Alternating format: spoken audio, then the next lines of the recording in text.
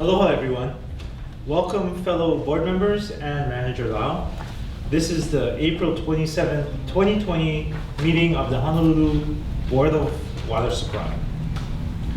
For our viewers and for the record, I'd like to introduce our board members who are present here in our boardroom and also joining us via video conference and telephone.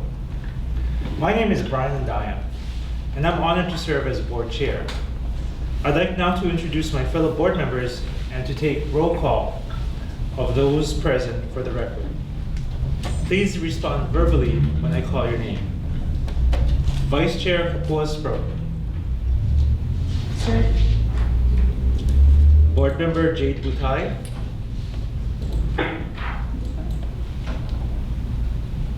Present. Board Member Kei Matsui. Hey, here. Thank you. Thank you. Board Member Ross Sasamura. Here. Board Member Ray Soon. Here. And Board Member Max Sword. Here. I'd like to note that Vice Chair Sproat and Member Butai are participating remotely via video conference. Board Member Matsui, also Board Member Sasamura, are participating via telephone. We also have present here tonight Manager and Chief Engineer Ernest Lau, Court Reporter Laura Sabo, Board Secretary Didi Dyson, Communication Staff Member Stephen Nordstrom, IT Staff Member Nicole Rodwell, to manage and log phone calls and timekeeping for phone testimony. Also on the phone tonight, we have our attorneys from Corporation Counsel, Moana Yost and Jeff Lau. Finally, we have a few presenters also participating by video conference, who I'll be introducing later. I would ask those of you participating remotely to please mute your microphone at this time and unmute yourself when you intend to speak. I'd like to note tonight that under the circumstances, we've had to make some modifications to the way we conduct our meeting in light of the COVID-19 pandemic and the stay-at-home orders by the governor and the mayor. As you'll notice, we're not able to have members of the public into our boardroom, but we've provided several other options for public testimony, which I'll discuss later. We've also minimized the number of people in attendance here, giving board members the option to participate remotely using a synchronous method, and also having only essential staff physically present here tonight. Presenters will also be given virtually, and all of us present have our masks, as I hope all of you as well. I want to thank everyone in advance for being so flexible, helping to keep everyone safe while maximizing the opportunity for members of the public to provide testimony and be heard. We realize that the issue on the table tonight is important to so many of you. The first item on our agenda today will be a public hearing on the Haiku Stairs, and at this time, I would like to officially open the public hearing on Haiku Stairs. For the record, it is now 5:04 p.m. Please note again that we have a court reporter tonight to accurately reflect testimony, questions, and answers. Mahalo Laura Savo for assisting tonight. For those of you presenting or testifying, please note that the court reporter is unable to note hand gestures, nods, or shaking of heads. So please verbalize your presentation or testimony as much as possible. Before we begin taking testimony, I'd like to share a brief background of the issue before us. The Board of Water Supply with G70 did an environmental impact statement, often referred to as an EIS, on the disposition of the stairs. As most of you know, the board's core mission is to supply safe, dependable, and affordable water to all of us here on Oahu. As we often say, kawai ola, which means water for life. And managing the Haiku Stairs falls outside of his core mission. The final EIS was accepted by the Department of Planning and Permitting on January 24th, 2020, and the letter of acceptance posted with the Office of Environmental Quality Control of the State Department of Health on February 8th, 2020.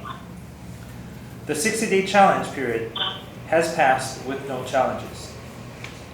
This evening, we have a brief PowerPoint presentation given by Jeffrey Overton of G70 to go over the highlights of the EIS process and the final EIS.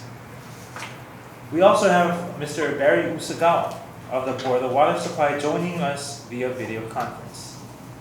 Mr. Usagawa is our Program Administrator for Water Resources and serves as the Project Manager overseeing the preparation of the comprehensive EIS. Welcome, Mr. Usagawa and Mr. Overton. You may now proceed. Thank you, Mr. Chair and members. My name is Barry Usagawa, the Water Resources Program Administrator for the Board of Water Supply as the Project Manager for the Haiku Stairs EIS. I have a short opening statement before we begin our presentation. Access to Haiku Stairs to the Koala Ridge Line for recreational purposes has drawn thousands of hikers to absorb the scenic vistas of the Koala's and Kaneohe Bay. Sunrise offers a unique experience. It's truly a worthwhile reward for those with the strength and the fortitude to conquer the normally inaccessible mountains of Haiku. The advent of social media has only increased the draw of hikers both locally and in fact globally. And with the unchecked trespassing, the adjacent communities are disrupted, disrespected, and even threatened. When dogs bark incessantly at 4 a.m., residents know that the hikers have descended on their community. And when helicopters hover overhead, hikers are likely in need of rescue, exposing our first responders to tenuous jeopardy. Without designated legal access and with multiple entry points, it is difficult, and some would say impossible to control. With no viable solution in sight, the convenient option for the impacted community is to tear it down. Most want to use it, but practically no one wants to own it. The liability exposure and security costs are borne by the water ratepayers, who are not just paying for high-quality water service, but also for a recreational entity. This is not central to the BWS mission. A solution is desperately needed, and therefore BWS's landowner embarked on this EIS disclosure path in the hopes that a comprehensive evaluation would inform future decisions on the fate of Haiku Stairs. And we started this EIS process back in late 2015, and during the EIS development, we outreached to many stakeholders, including the surrounding large landowners, interested organizations like Kamakaua School and Anchor Church and others, and the communities of Haiku Village, Hokulele, and Castle Hills. We briefed the Kaneohe Neighborhood Board on July 18, 2019 on the Haiku Stairs just after the draft EIS was published. The extensive outreach and large amount of written comments for the EIS preparation notice and the draft EIS provided us with a comprehensive understanding of all of the issues surrounding Haiku Stairs. As you said, it was published, accepted, the legal challenge period is over. All comments were responded to and compiled into 7 volumes, and that is on the OADC website. I'm going to turn it over to Jeff Overton, our EIS consultant from G70, for an overview presentation of the EIS, and we will be available for any questions you may have. Mahalo. Jeff? Hi, good evening. Aloha, Chair, board members. My name is Jeff Overton. I'm a planner with G70 Architects, Planners, Civil Engineers, and I want to welcome everyone participating online, wishing you all good health this evening. We've been very fortunate in working with Board of Water Supply closely over the past several years on environmental impact statement for the Haiku Stairs study. And I want to go through a series of slides here that are presented for your behalf. First, Board of Water Supply's objective is to eliminate liability. It is not in Board of Water Supply's core mission to manage a recreational facility, yet they carry the liability for Haiku Stairs, as Barry had mentioned. They're not staffed or funded to manage and maintain Haiku Stairs, and all the costs come out of ratepayer funds. So BWS can eliminate its organization's liability for Haiku Stairs by either one, completely removing Haiku Stairs, or two, conveying the property and Haiku Stairs structure to another public agency or private interest. Next slide, please. In the EIS, our proposed action was for the removal of Haiku Stairs. And the EIS in Chapter 3 with the project description describes in detail the action to remove Haiku Stairs, the extraction of all the modules, the front and back stairs, the platforms, and structures are to remain in place. EIS Chapter 4, the environmental impacts are evaluated closely for this action of removal. Now, the EIS also addressed an alternative option to keep the stairs. And that EIS provides equal consideration of an alternative that retains the stairs. And this conveyance alternative is thoroughly described and evaluated in EIS Chapter 6, Alternatives. Next slide, please. The EIS alternatives that were considered include a no-action alternative. We're required to study that, in which Board of Water Supply would maintain ownership, no additional repairs would go forward. The condition of the stairs would continue to degrade, and there would be ongoing liability exposure. Again, those costs detract from Board of Water Supply's core mission of water supply. Another alternative we considered in the EIS is a partial removal. And this would remove the first 1,000 feet of the stairs up to the first landing platform, which is a cost-effective solution to reduce the liability to Board of Water Supply from Haiku Stairs. Yet there would still remain some ongoing liability because hikers could still trespass into the stairs from the Mauna Loa Valley side. Third, we studied the conveyance alternative, and this would convey Haiku Stairs and the underlying land to a public or a private entity. It requires legal access route to be established and a managed access plan. This would allow Board of Water Supply to divest its liability and focus on their core mission. Next slide, please. There were alternatives which we considered in the EIS and dismissed. The first being a third-party operator, where Board of Water Supply would own Haiku Stairs and the underlying parcel, and a qualified third-party entity would operate and manage the stairs.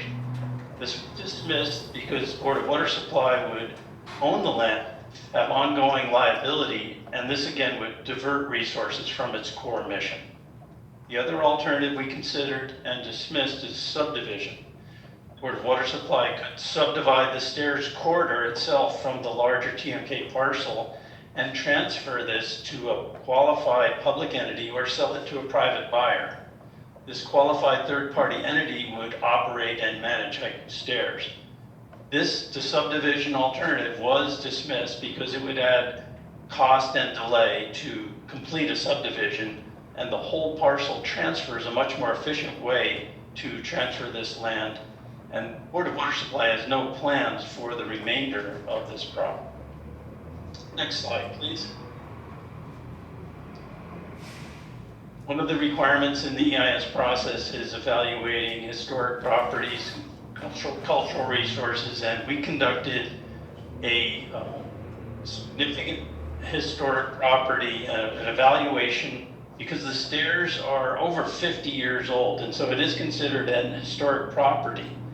Any action taken affecting the stairs would be affecting historic property. So we compiled an inventory level survey, an intensive level survey, and went through the process with review with the State Historic Preservation Division, and they agreed with our determination, which is effect with the mitigation commitment. And final determination is going to be made based on the course of action. whether there would be documentation and then removal or preservation of the stairs under a conveyance alternative. Next slide, please. We also studied economic and fiscal impacts in the EIS, and we projected these impacts to the city and state revenues over a 21-year analysis period. Under the no action alternative, we'd have continuing security costs, which are roughly $250,000 a year, costing roughly $4 million over the lifespan of the analysis under no action. Under the proposed action with the full stair removal, the cost that was estimated professionally here came out at $942,000 to completely remove the stairs under the proposed action. A partial removal of the stairs, the first 1,000 feet, would cost Board of Water Supply $190,000. And under the conveyance alternative, there would be an upfront expenditure of the agency, roughly $800,000 to improve the access route to the stairs, but this cost would be reimbursed by the operator. The operator would pay for the stairway restoration as well, and then hiking operation revenues would offset the city cost, as well there'd be tax revenues to the state. In our study, the income projection over 21 years was roughly $1.2 million. Next slide, please. This is an aerial view of Haiku Valley, and you can see the H3 under the ribbon that runs through the center of Haiku Valley. Haiku Stairs are the red dashed lines that proceed up the hill towards the bottom half, and that's the route of the stairs. Haiku Stairs, this parcel is landlocked, and there is no current legal access to the property. Multiple landowners exist between what is the public right-of-way and roadways and potential routes. So we studied under a conveyance alternative several potential access routes. You can see numbers for these in this slide, and I won't walk through each of these in detail, but the first is the Haiku Road access, which is sort of the traditional one historically, and it comes across Kamehameha School's land, Department of Hawaiian Homelands, and curls around past the Omega Station, the Kamakaua School, and ends at the foot of the stairs at the H3 maintenance roadway underneath the H3 freeway. The second route that we studied comes through Kuneki Street and then follows largely that same route that we just described. Two other routes, 3 and 4, are involving Loli'i Street and also the route through what was Windward Community College and the Hawaii State Hospital. These routes were dropped. Loli'i Street is one that's too narrow, doesn't afford parking at all, and the Windward Community College route and State Hospital also have issues with regard to the access through there. Finally, we studied a route that's labeled number 5 on the far end, which originates on Pocatello Street. This has some access to public facilities and then crosses state lands to reach the H3 maintenance road to reach the foot of the stairs. There is a number at the very bottom, 6, and that is the route from Honolulu Valley that comes in from the backside, which is actually quite treacherous for access. So we studied all these alternative routes, and we narrowed it down based on some criteria in the next slide we'll discuss. Preferred potential access route under a conveyance alternative is the Pocatello Street route. And our selection rationale here had to do with discussions with landowners held over a course of a couple of years, discussions with the community about potential impacts to the community from traffic and parking, proximity to residences, the availability of public facilities such as restrooms, parking, and a feasible path to the stairs. And our criteria evaluation came up with this, and if you have seen the EIS, we went through quite a bit of detail to come up with this preferred potential access route under the conveyance alternative. Next slide, please. Here's a pie chart that summarizes the comments that we received on the draft EIS. We received roughly 500 comments on the draft EIS. Prior to that, in the notice of preparation of the draft EIS, we received over 750 comments. So it's been a very high participation rate. We thank everyone for their involvement in this process. Again, the EIS is not a popularity contest, but we did provide some statistics about people making recommendations, whether to keep the stairs or to remove the stairs. In the EIS comments, we received roughly 59% of the comments you see in the blue as recommending keeping the stairs up, and roughly 32% recommending removal of the stairs, and another 10% that were either undecided or blank. So that gives you just a rough screening of those. So thanks for your attention through this presentation. We're going to be here. Next slide is kind of our close, and mahalo will be available for questions from the board at the appropriate time. Thank you very much. Mahalo, Barry and Jeff.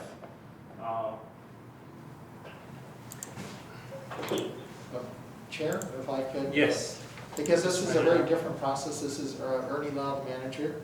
Can those people that are coming on by telephone, please mute your phones while you're not talking.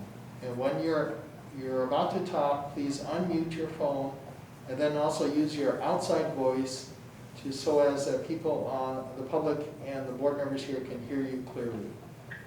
Does everybody on the telephone understand, please? Okay, thank you. Please mute your phone when you're not talking and unmute when you're talking, and use your outside voice when you're talking. Thank you. Thank you, Manager Lau. Board members, any questions for Barry or Jeff regarding the presentation? Can I reserve that opportunity till after the public testimony? Yes. I mean, once we have a question before us, I will have some questions for you. Barry and Jeff, is it your intention to remain with us till the end of this hearing? Chair, they both will be present through the evening. Yeah, we'll be here. Okay, good. Any other members, questions? I actually had a question I think might be appropriate at this point. Do we have any statistics regarding the people accessing the stairs during this pandemic? Has this pandemic curbed the trespassers from accessing the stairs? Yes, Chair, we do. I'm sorry, did you say? Yes, we do, Chair. Jeff, can you bring up the PowerPoint presentation to the slides, second to the last slide before the thank you slide. So this is a summary of, wait, next slide please. Just before the thank you slide. Oh, just before it. Further down. Yeah, this is the slide before the thank you slide. Okay, we have the wrong presentation. Yeah, there's one, are you talking about the one that turned away by special duty Yes, officer? yeah, actually, let me read this out then. We don't seem to have the slide in this presentation. We'll be sure we have it later. We have stats on turned away by special duty HPD officers. And we have data from the year 2017 to 2023 when we started this practice. Number of vehicles turned away in 2017 was 758. In 2018, 1,282. 2019, 1,368. And in 2023, 2020, when the stay-at-home order was issued in March, we still turned away in the period of January to March about 202 vehicles. Now, we also have problems with Uber taxis, Uber drivers and taxis coming up to drop hikers off to go up the stairs. During that period, 2017 to 2020, 322, and in 2020 we recorded 29. A number of residents going up the stairs or attempting were turned away. For the period 2017 to 2020, a total of 4,824 people. And in 2020, we still had 344 people still trying to go up the stairs. Visitors/military, for the period 2017 to period 2020, we had 6,603 people attempting to go up the stairs that were turned away. In 2020, we still had 497 people still trying to go up the stairs. So Chair, we've also received complaints from some of the residents in the area that have actually seen hikers, in spite of the order from the governor and the mayor, still attempting to go up the stairs. I see. So what I'm hearing is that despite the various stay-at-home orders and despite the pandemic, we still have people accessing the stairs. Yeah, illegally, because the stairs are officially closed. I see. Okay, any further questions at this time for Barry or Jeff? Okay, this is actually the stat. On the screen, we're showing now the actual slide with the stats that I just read off quickly.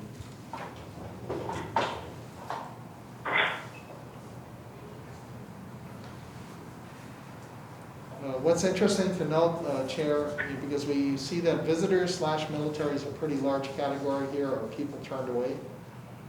We approached the military and got a Armed Forces Disciplinary Control Board memorandum issued on May 31st, 2018, which officially made the stairs off limits for all military personnel. We still continue to see military personnel attempt to go up the stairs. So if I'm reading the chart correctly, looking at the residents and then looking at the visitor/military, those are two distinct groups. Yeah, the officer tries to assess that they are either a local person, resident, or visitor of the military. I believe if they're able to, they ask for IDs. I see. And so, according to my math, which is not great, I've got 841 people accessing the stairs during that time period noted. Yeah. Or trying to. This is only people turned away by the special duty officer who's positioned in the neighborhoods, in the residential neighborhood. There are still people attempting to hike from the Mauna Loa side or try to go up from the windward side up the stairs by trespassing through various routes. Thank you. You're welcome.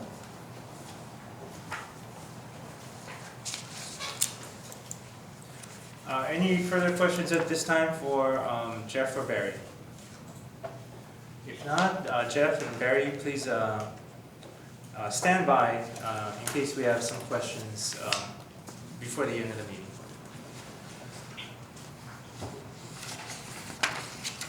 So at this time, we are going to start public testimony.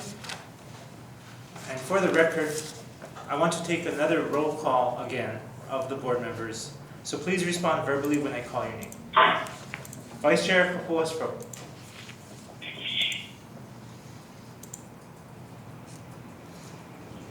Board Member Jade Butai. Board Member Kei Matsui. Here. Board Member Ross Sasamura. Here. Board Member Ray Soon. Here. And Board Member Maxwell. Here. All right. Tonight, our board will take public testimony from all interested parties. And we hope to make a decision regarding the disposition of the Haiku Stairs during the regular meeting of the Board of Water Supply that will follow this public hearing. For a few weeks now, we have been accepting advanced testimony via email and mail, and it has been shared with all of the board members. Copies of written testimony received in advance of today's meeting has been posted online and are available at boardofwatersupply.com. And this is generally available to the public. Many of you have already submitted your testimony, and I'd like to thank you for participating in the process and sharing your thoughts. Before we begin, I want to give the tally of written testimony submitted in advance of today's meeting, which have already been distributed and reviewed by all of the board members. And we have adjusted for duplicate testimony. So as of the start of this hearing, we have 3,516 testifiers in favor of keeping Haiku Stairs. We have 142 testifiers in favor of removing Haiku Stairs. If you have not yet testified, we are still accepting testimony. You can testify tonight in 3 ways: in writing, by telephone, or if you are here at our facility on Baratania Street, by video conferencing. So tonight during this meeting, if you wish to email in your testimony, please do so at Haiku Stairs testimony, spelled out, at hbws.org. Again, that's Haiku or Haiku Stairs testimony, spelled out, at hbws.org. Or you can go to our website at boardofwatersupply.com/testimony and fill out the online testimony form. We will have BWS staff collecting incoming testimony and providing copies to all of us during this public hearing. We will also be taking testimony by telephone. When prompted, please call 808-748-6040. Again, that number is 808-748-6040. You will be placed on hold, and we will open up the line one by one to allow you to testify. We ask for your patience, as we will be taking video testimony as well, so there may be a bit of a wait. When your line is opened, we ask that you state your full name, spell both your first and last names, then start your testimony. You will have 3 minutes to state your position. We have a timekeeper here, and they will alert you when you have 1 minute left to wrap up your comments. When the 3 minutes are up, we respectfully request that you end your testimony to allow room for the next testifier. Again, that number is 808-748-6040. Finally, we will also be taking testimony by video right here at 630 South Baratania Street in Honolulu. As a reminder, anyone coming to our offices must wear a face covering or you will not be allowed into the building. This is in accordance with the Mayor's Emergency Order 2020-07 that requires the public to wear a cloth face covering when interacting with essential workers. Prior to signing in, you will be asked to fill out a short questionnaire regarding your possible exposure to COVID-19. Due to the Governor's and Mayor's directives and emergency orders on social distancing, wearing masks and staying at home, we will not be allowing testimony inside of this boardroom in front of the members who are present here tonight. If you wish to testify via video, please come to our offices, fill out a questionnaire, and sign in at the front, and you will be given a number. We respectfully request that you wait in your car, and one of our BWS staff members will let you know when it is nearly your time to testify. A BWS staff member will assist you so you do not have to touch the video monitor. You will be seated at a video monitor that we've set up in the lobby of our building. You will have 3 minutes as well to state your position. We will have a timekeeper next to you, and they will alert you when you have 1 minute left to wrap up your comments. When the 3 minutes are up, we respectfully request that you end to allow room for the next testifier and leave the building. The public can view a live broadcast of the proceedings tonight on the Board of Water Supply Facebook page. That's at www.facebook.com/BWS-Honolulu/live.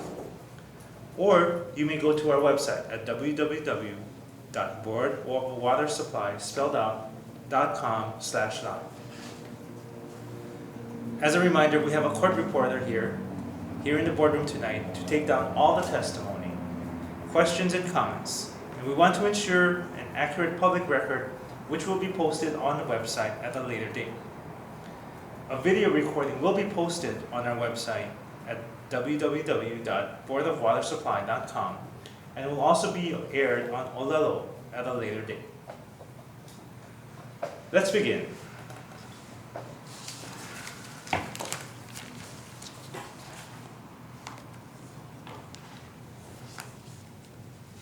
Okay, we will now take our first testifier by telephone.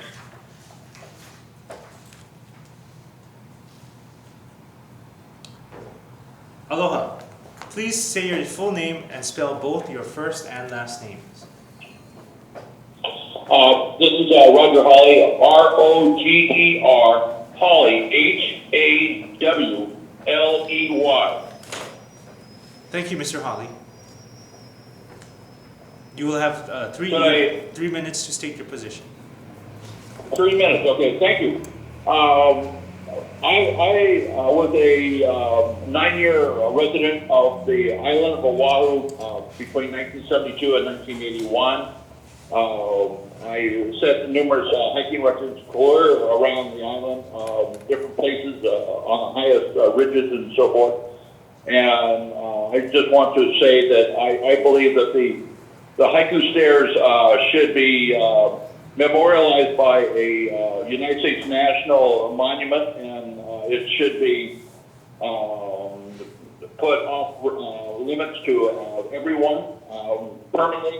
I think the lower quarter acre should be completely eliminated and removed, and that different blackberry brambles are planted around the lower quarter acre of quarter mile of the staircase, and I think it's imposition to the taxpayers of Oahu to have to put out $25,000 a year for security purposes. So I think that the whole entire staircase should be shut down permanently and memorialized in a national memorial. Also, people should realize that there is a video you can access by YouTube by Magnum PI, the first season, where the second to last show shows an incredible 10-minute feature of the staircase. It's unbelievable with helicopters and everything. And if people want to see the spectacular views and so like that, they should also check out the magnificent Moanalua Valley trail that goes right up to the same place where the staircase ends up at the very top of the Kolau mountain range. So there's no really reason to have that staircase any longer, and it's just a big nuisance to the property owners down at the base of it. Mr. Hawley, you got 1 minute. Oh, okay. So also, I'm the co-founder of the Moanalua Valley semi-public park. People can contact the Moanalua Gardens Foundation to get permission to go up to the gigantic power line towers that are right adjacent to where the staircase is ending at the top. So I think people have, so if they see the view either on the YouTube with Magnum PI's first season or by going up through Moanalua Valley, I think that should be sufficient. And I think that then all the neighbors down below should start planting blackberry brambles at the very base of that staircase right now, because it's just an imposition to the taxpayers of Oahu. So anyway, thank you for your time. I hope this gets across to all the members of the board, and that I enjoyed my years on Oahu, hiking everywhere. That's my story, and I think the entire staircase should be completely shut down. Thank you very much. Thank you, Mr. And White. aloha. Aloha. I'm calling long distance from Maui. Oh, aloha. Oh, aloha. Aloha. All right. We will go to the next Video. We're going to mix it up a little bit. We're going to go to our first video conference testifier. Yeah, my name is Alan Waldman, A-L-L-E-N, W-A-L-T-E-R-M-A. Can you hear me? Yes. Could you pronounce your last name, please? Walterman, W-A-L-T-E-R-M-A-N. Thank you, Mr. Walter. I am in favor for removal of the stairs. The gentleman in the red shirt, you were asking about people accessing the stairs during the pandemic. I live in the last house on Konecki Way. I have photographs of people yesterday coming down from the stairs. I have photographs of people coming down when the water is rushing down the mountain in my backyard. I have people screaming out for help because they didn't know it was going to be raining hard that day. For you to try to do managed access, for anybody to try to do managed access, you're going to have that group of people who feel entitled to go up on the days it's closed, go up when there's a pandemic. They're going to find a way to go up. The gentleman who was speared in the neck by the nails was entitled to go up at 2 o'clock in the morning when he knew it was wrong. You said you have 3,000 emails of people who are for keeping the stairs. How many of them live in the area? How many of them live on Oahu? Our neighborhood is inundated with garbage, noise, trespassers. I implore you, please follow through with your plan and remove. Thank you, Do Mr. you have any Walter. questions for me? No I would que- love for you to sit on my lanai one day and watch the numbers of people who are accessing illegally to go up to the stairs. And if you ask them if they know it's illegal, they'll tell you, ew, it's a once in a lifetime opportunity. I have to do this. It's my last day of vacation. Or they won't even acknowledge you at all. They'll just keep walking. They'll flip you off. I've seen them be rude to the police officers. I've called the police numerous times. There's only so much we can do. The neighborhood is at its breaking point. I'm down to 1 minute. Do you have any questions for me? I don't think we have any questions, except we want to thank you, Mr. Waldron, for Yeah. coming down tonight, for your Please time. follow through with your plan and remove it. I implore you, please. Thank you. Thank you. Aloha.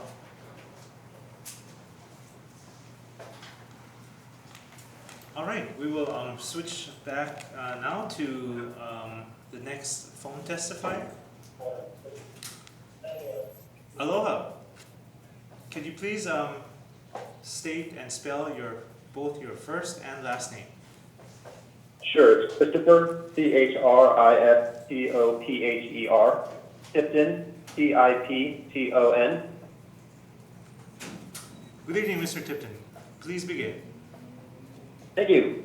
I would like to voice my support in favor of keeping the stairs following the proposed action of moving the ownership to the city and county of Honolulu, given that they have, the mayor's office requested that be the course of action that the Board of Water Supply takes. I am a resident of Makiki. I enjoy hiking the Tongalis area near me, as well as the other portions of the island when we're not under quarantine. The point I'd like to make about the stairs are that, unlike most ridge hikes, the stairs, I've not taken them personally, would provide a safe and less strenuous means of getting up to the top of the mountain. So having those stairs opens up accessibility to those of us who are not the most strenuous of individuals to still experience a ridge hike and to enjoy all of the vistas and wonderful exercise from them. And second point I would like to mention is that the Kaneohe Neighborhood Board has multiple times taken up this issue at their meeting, and at least on one occasion in 2017 passed a resolution in favor of saving the stairs. That is all. Thank you very much, Mr. Tipton, for your time and joining us this evening. All right, stay safe, everyone. All right, aloha. All right, we're gonna now take the next person in line in our lobby downstairs to do the video testimony. Aloha. My name is Stosh Ostrow, STOSH-OSTROW. I'm a resident of Haiku Village in Kaneohe, and one of the access points to the Haiku Stairs. My property is split in half by a culvert, so we're on both sides of the culvert, which ends in our backyard. We wind up with trespassers in our backyard on a frequent basis. In the past 5 days during this pandemic and lockdown, there have been 5 different groups of people, only one of which was apprehended by the police.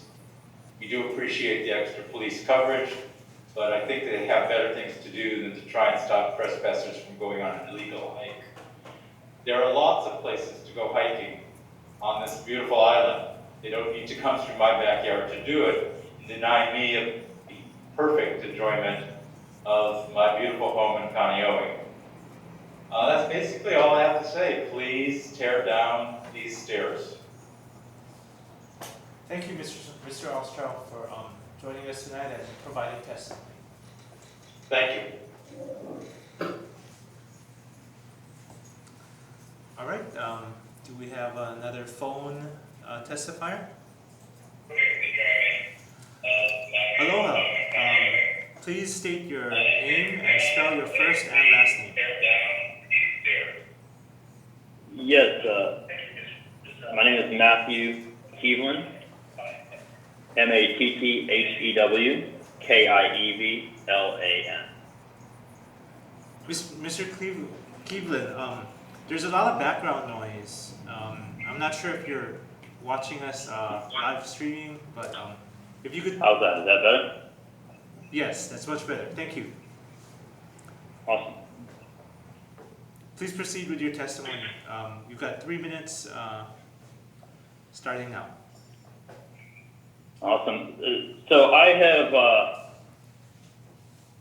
seen that the Stairway to Heaven has changed so many lives over the years. This resource is known internationally, like the Eiffel Tower, Venice Canal, Machu Picchu. I 100% sympathize with the residents in the neighborhood who are tormented by this hike. However, our responsibility to the international community is in no way abdicated by our inaction in managing this completely.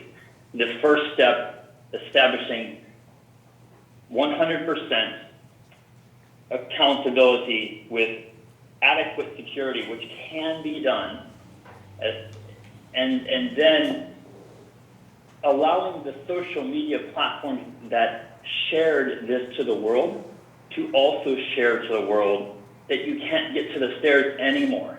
And no visitor wants to waste their precious time in Hawaii being turned around. The same platform that shared it to the world will share that you can't get there without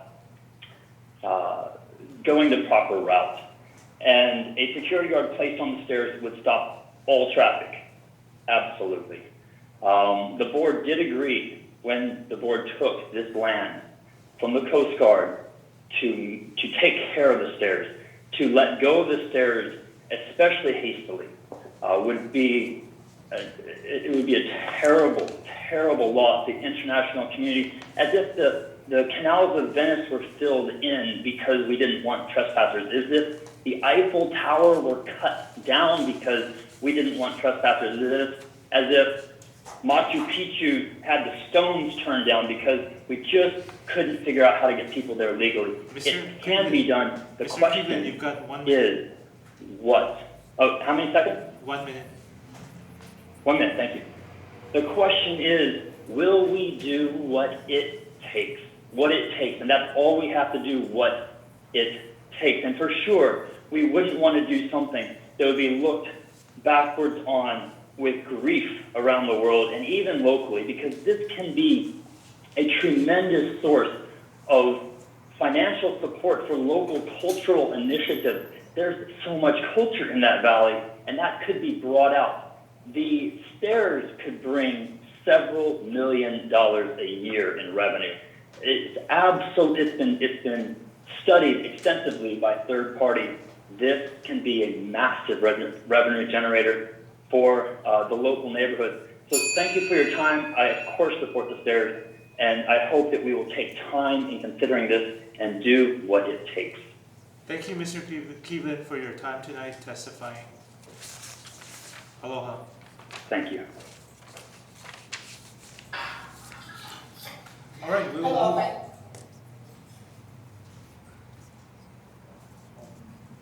Good evening. Good evening. My name is Mary Ann, M-A-R-I-A-N-N-E, Whiting, W-H-I-T-I-N-G. Until recently, I lived for 21 years directly below the first Lanikai pillbox. With well over 1,100 hikers per day pre-COVID, and I know because I helped do the count on 2 separate occasions, I have firsthand experience of what it's like to have a desirable destination in your backyard. Yet I also know these trails are unique and should be accessible and can be properly managed. The U.S. Coast Guard showed us that. Oahu has done so with other popular places as well, Diamond Head and Hanauma Bay. I put in my 11-point testimony earlier today, therefore I'm not going to restate all the reasons why the stairs should remain open. You are well aware of the arguments pro and con for this world-class, one-of-a-kind asset. There is no disagreement regarding its historical, cultural, environmental, scientific, community, and visitor industry value. And you're also aware of the lack of management that has taken place for the staircase. But rather, what I want you to think about and to hear carefully is this. As I have grown older, I have become increasingly more grateful to those before me who have had the foresight, determination, and the wherewithal to preserve unique, special places for me and the generations after me to appreciate and embrace. Take a moment and be honest. I bet you too have thought similarly about a special place. If you remove the stairs, no one will ever again be able to experience them, ever. You are determining the fate for all generations and will be denying others the opportunity to experience and study. That is why I plead with you to listen carefully to the masses. Do the right thing for the future. Preserve the stairs. Work to transfer the management over so that it can be leased and managed by one of the 14 concession proposals as referenced in today's Star Advertisers. Others are interested and willing to steward this gem to its rightful status as world wonder. Please allow them to save this treasure for the next generation. Thank you for your soulful consideration. Thank you very much, Ms. Whiting. Thank you for your time tonight. Aloha. Aloha. next telephone testifier. Aloha. This is Board of Water Supply. Hello? Hello? Sorry, I was on mute. I didn't see that. My apologies. Yes, could you please state your name and spell both your first and last name? Yeah, Eric Bosman, that's ERIK BOSMAN. Thank you, Mr. Bachman. You have 3 minutes to give your testimony. Awesome, thank you. I think it's very important to keep the stairs in place. I think it's just the gravity behind what this means to so many people around the world. And, you know, to those, I first saw a picture of it when I was 10 years old and I found out it was illegal and I was heartbroken. And to this day, it's been my dream to hike it. And I've just heard so many things from so many people about how life-changing of an experience that was for them. So I think that's super important for future generations. I'm currently an economics student in college, and I see great opportunity here because there's such high demand for the stairs, for people to hike them. That being said, it would obviously take a lot of well-managed regulation to stop trespassers, which seems to be the largest issue here. But people forget that we're animals. You know, we take the path of least resistance. The only reason people are trespassing at such a high rate is because they don't have that route to get there in the first place, which is something that could, I think, be very easily fixed. And I know that there's people in the community who would be willing to put every day or every second of their day into figuring out a way to make this work. I also know that just the tourism industry in Hawaii is so big, and you know, some people may argue that they don't need anything else, you know, to add to the economic value of that. But the community itself, I think, could gain so much from just not only financially, but you know, when you go someplace, you don't just see it, you don't just hear things that you would see in a video. You know, you get all 5 senses.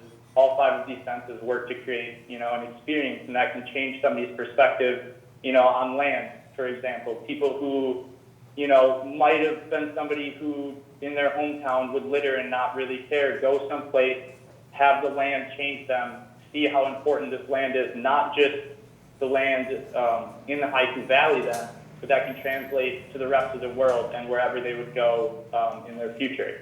And I know that this is Excuse me, very, Mr. very big decision. Yep. Yeah, excuse me. You got 1 minute. Thank you.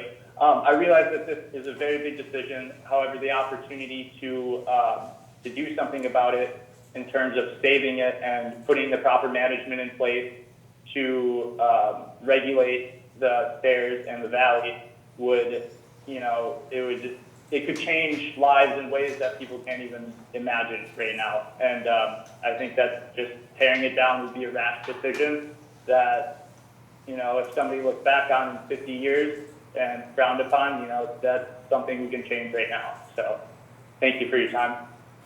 Thank you very much, Mr. Bachman, for your time tonight testifying before us. You take care. Thank you. You as well. Aloha. Okay, we're going to move now to video testimony. Aloha. Hello, hello gentlemen. My name is Nicodem Ikor, Nikodem Bikor. I go by Nico. Thank you for the opportunity to provide the testimony.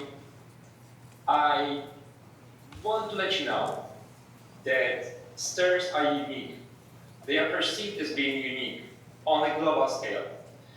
They are known by all the daredevils that want to get a good shot from the top of the mountain with this mystical Hawaiian Haiku Valley in the background. But there's so much more.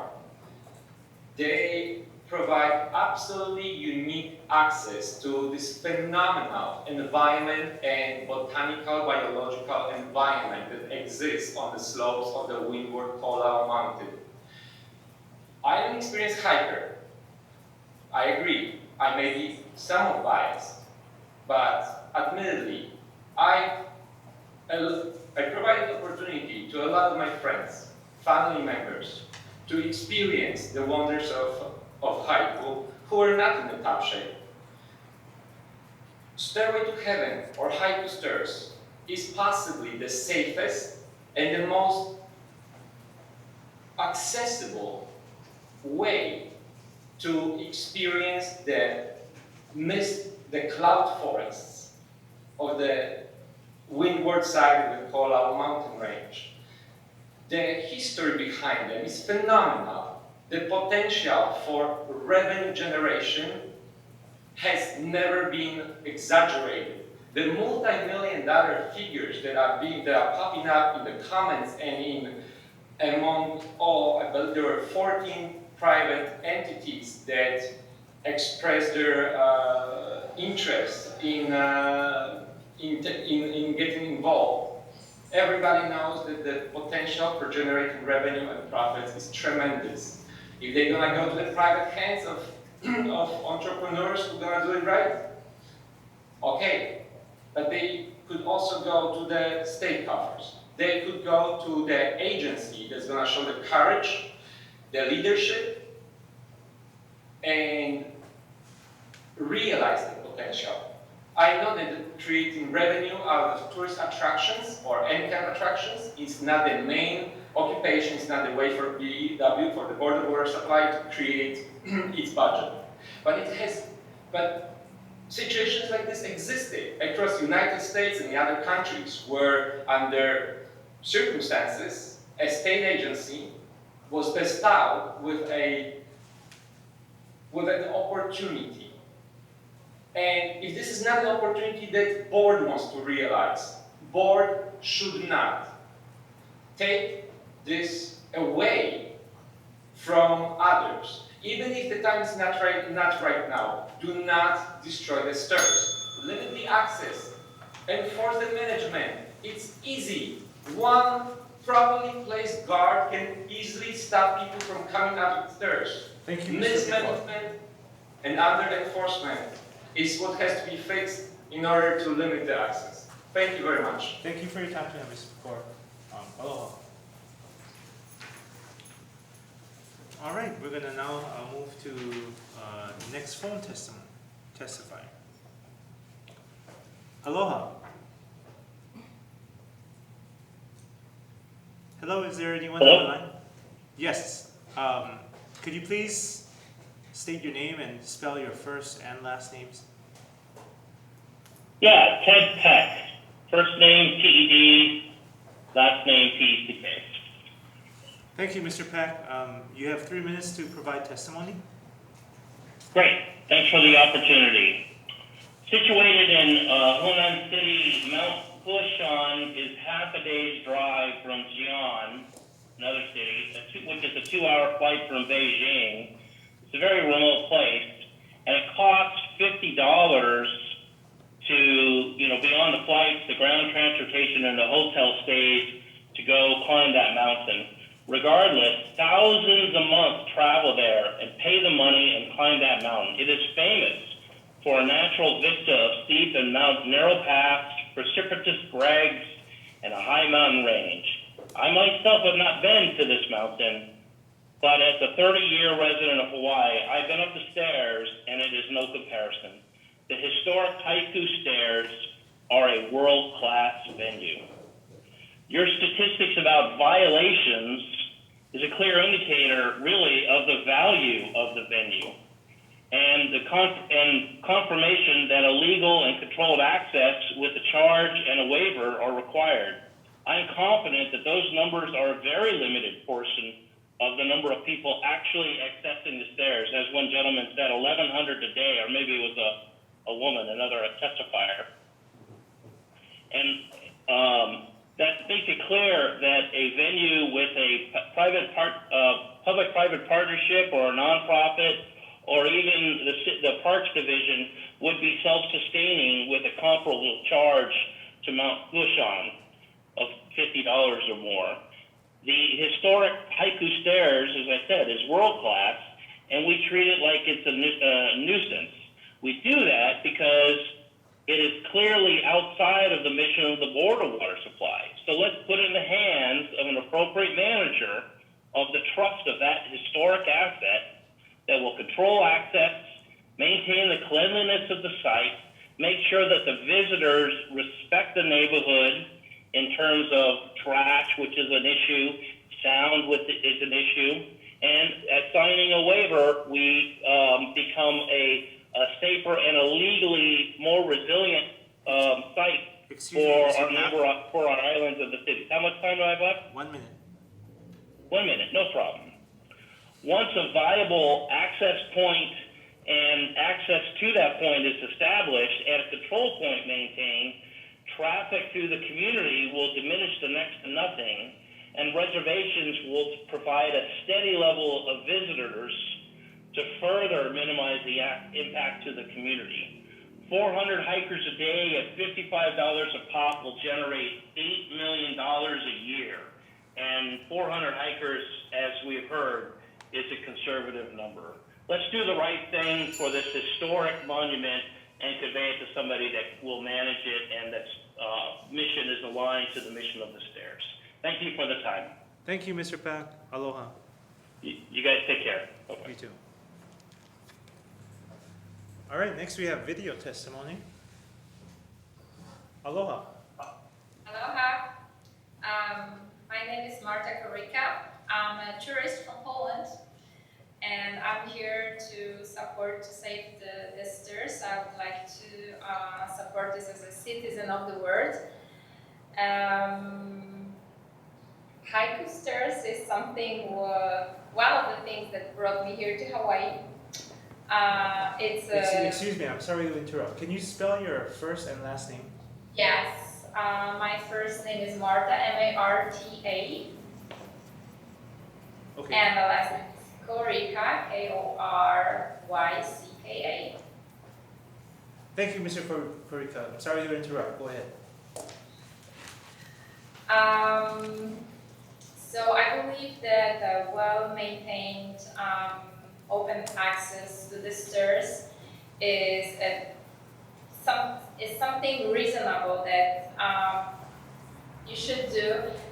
In Poland, we have a salt mine, which is it was established in 13th century, and someone would say that going deep down to see the mine would be dangerous, but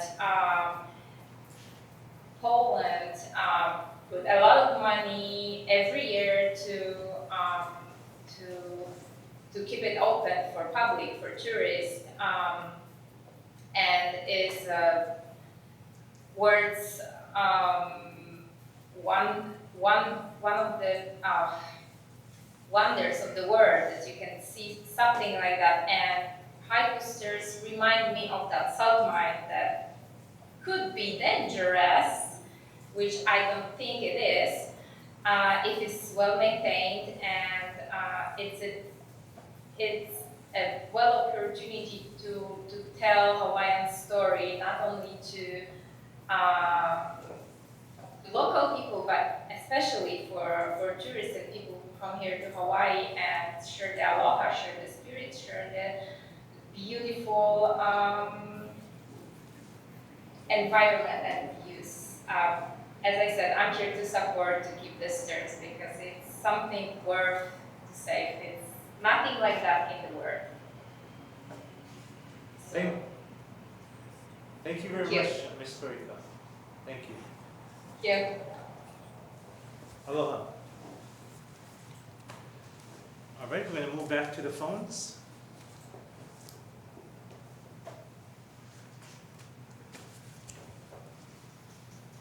Aloha, can you please state your name and spell your first and last name?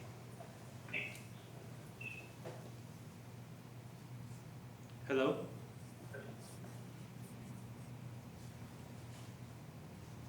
I'm sorry, we can't hear you. Hello there. Yes, could you please state your name and spell your first and last name? Yeah, my name is Joshua Hagan, Joshua-Hagan. And I'm calling on behalf of Forward View Investments, an investment and venture capital firm located in Calgary, Alberta, Canada. Excuse me, chair. Mr. Hagan, this is a public hearing regarding Haiku Stairs. Are you calling about that matter? I am calling about the Haiku Stairs, yes, but I am not a Hawaii resident. I see. Okay, please proceed with your testimony. You have 3 minutes. Wonderful, thank you. As I was saying, I'm the chair and CEO of 4D Investments, and I'd like to thank you all for taking my call. We had submitted correspondence earlier today via email, and I just wanted to reiterate our interest in initiating discussions that are pertinent to the commercial operation of the Haiku Stairs. In addition to a cursory review of the final environmental impact study, we have engaged independently in several preliminary analyses that contain various metrics and that are for our own internal use. As a result, we remain resolute in our endeavors to further determine the scope of pursuing this endeavor. Mr. Hagan, we've got a court reporter transcribing what you're saying. So could you maybe speak up and then maybe slow down a little bit? My apologies. Also, you could talk a little louder. Yes, for sure. Thank you. So I just wanted to reiterate our interest in initiating discussions pertinent to the commercial operation of the Haiku Stairs.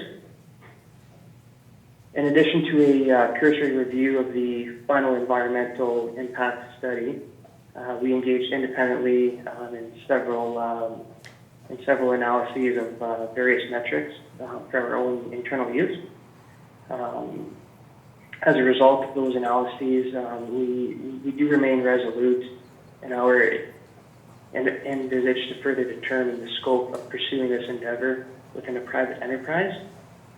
We feel that this will permit the safety of willing adventurers and can be congruent with the bona fide concerns of affected landowners.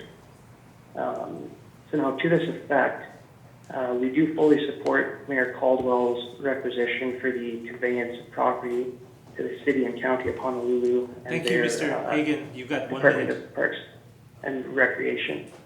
That was all, and I thank you all for your commitment, time, and consideration, and I wish you all the best throughout this unfortunate state of affairs. Mahalo and aloha. Thank you. Thank you, Mr. Hagan, for your time tonight. Take care and aloha. All right, we're going to move back to video testimony. My name is Paul Shiraishi. That's Paul Shiraishi.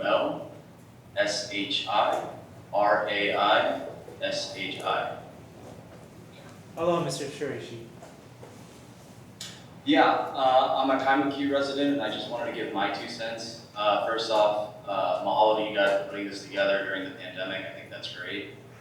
But I'll make it quick. You know, I think if you guys tear down the stairs and increase security measures, I really don't think that's going to stop the trespassers or hikers getting to that area. I think the quote stairway to heaven is just too internationally popular to where I think hikers are still going to attempt the trail even if the stairs aren't there.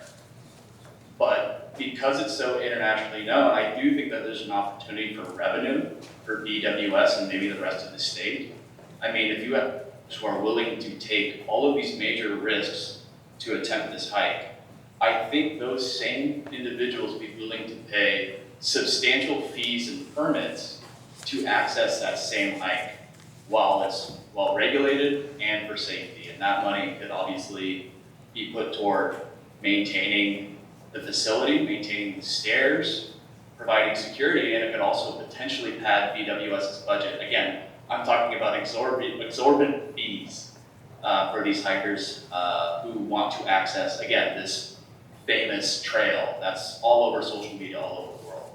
So I think that's a good middle ground between obviously the local residents in the area, but also, again, the people who still want to enjoy those incredible views. And that's all I got. Thank you very much, Mr. Shiraishi, for your time joining us tonight. Thank you, guys. Let me know if you guys need a break. No. Keep going. Okay, next. Aloha, can you state your name and spell your first and last name, please? Hello? Hello? Can you state your name and spell both your first and last name? Sure. This is George Tsuchida, spelled Eorge, first name. Last name, Tsuchida, Tsuchida. Good evening, Mr. Tsuchida. You have 3 minutes to provide testimony. All right, thank you very much. Aloha. I'm George Tsuchida from Mililani, Mauka. I work for the boiler supply as a summer student aide to Mr. Wallace, hydraulic engineer, for my break in 1963, soon after graduating from Lalua High School. I read the article in today's The Honolulu Star Advertiser, Decision to be Made on Fate of Stairway to Heaven, and I totally agree with Mayor Kirk Caldwell's April 14th comments, where he reiterated his proposal to have the City Department of Parks and Recreation take reins of the stairs and then lease them to a third-party vendor who would make repairs and improvements and then charge the public, or at least non-Kama'aina, to visit. I believe Haiku Stairs is an important and unique asset on Oahu, and that the stairs should be preserved as long as they can be renovated for safety, and that public access issues are addressed and resolved, Caldwell said. I personally believe Haiku Stairs is definitely one of Hawaii's treasures that should be continued, as evidenced by the people who continue to illegally trespass and use the stairs even with a private security guard at the entrance. I also believe my children, my grandchildren, and myself would definitely use the stairs when it is reopened to the public again. I only have a short time of my life remaining, as I'm in my 70s and don't have much time to legally enjoy hiking Haiku Stairs at least once before I die. Please, please, let our Kama'ainas at least enjoy one last opportunity to enjoy Haiku Stairs once again. Mahalo nui loa. Thank you very much, Mr. Tsuchida, for your time tonight and your service. I think he hung. All right. No, maybe. So we can continue with the telephone testimony. Okay. 21 on calls. 21? Okay. Nobody has.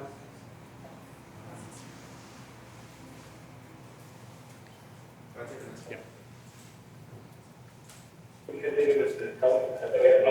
Hello, this is the Board of Water Supply. Can you please state your name and spell your first and last name? Yes, aloha. This is Bill Hicks, BILLHICKS of Kailua. Mahalo for the opportunity to speak. Yes, Mr. Hicks, we got 3 minutes for you to testify. Mahalo.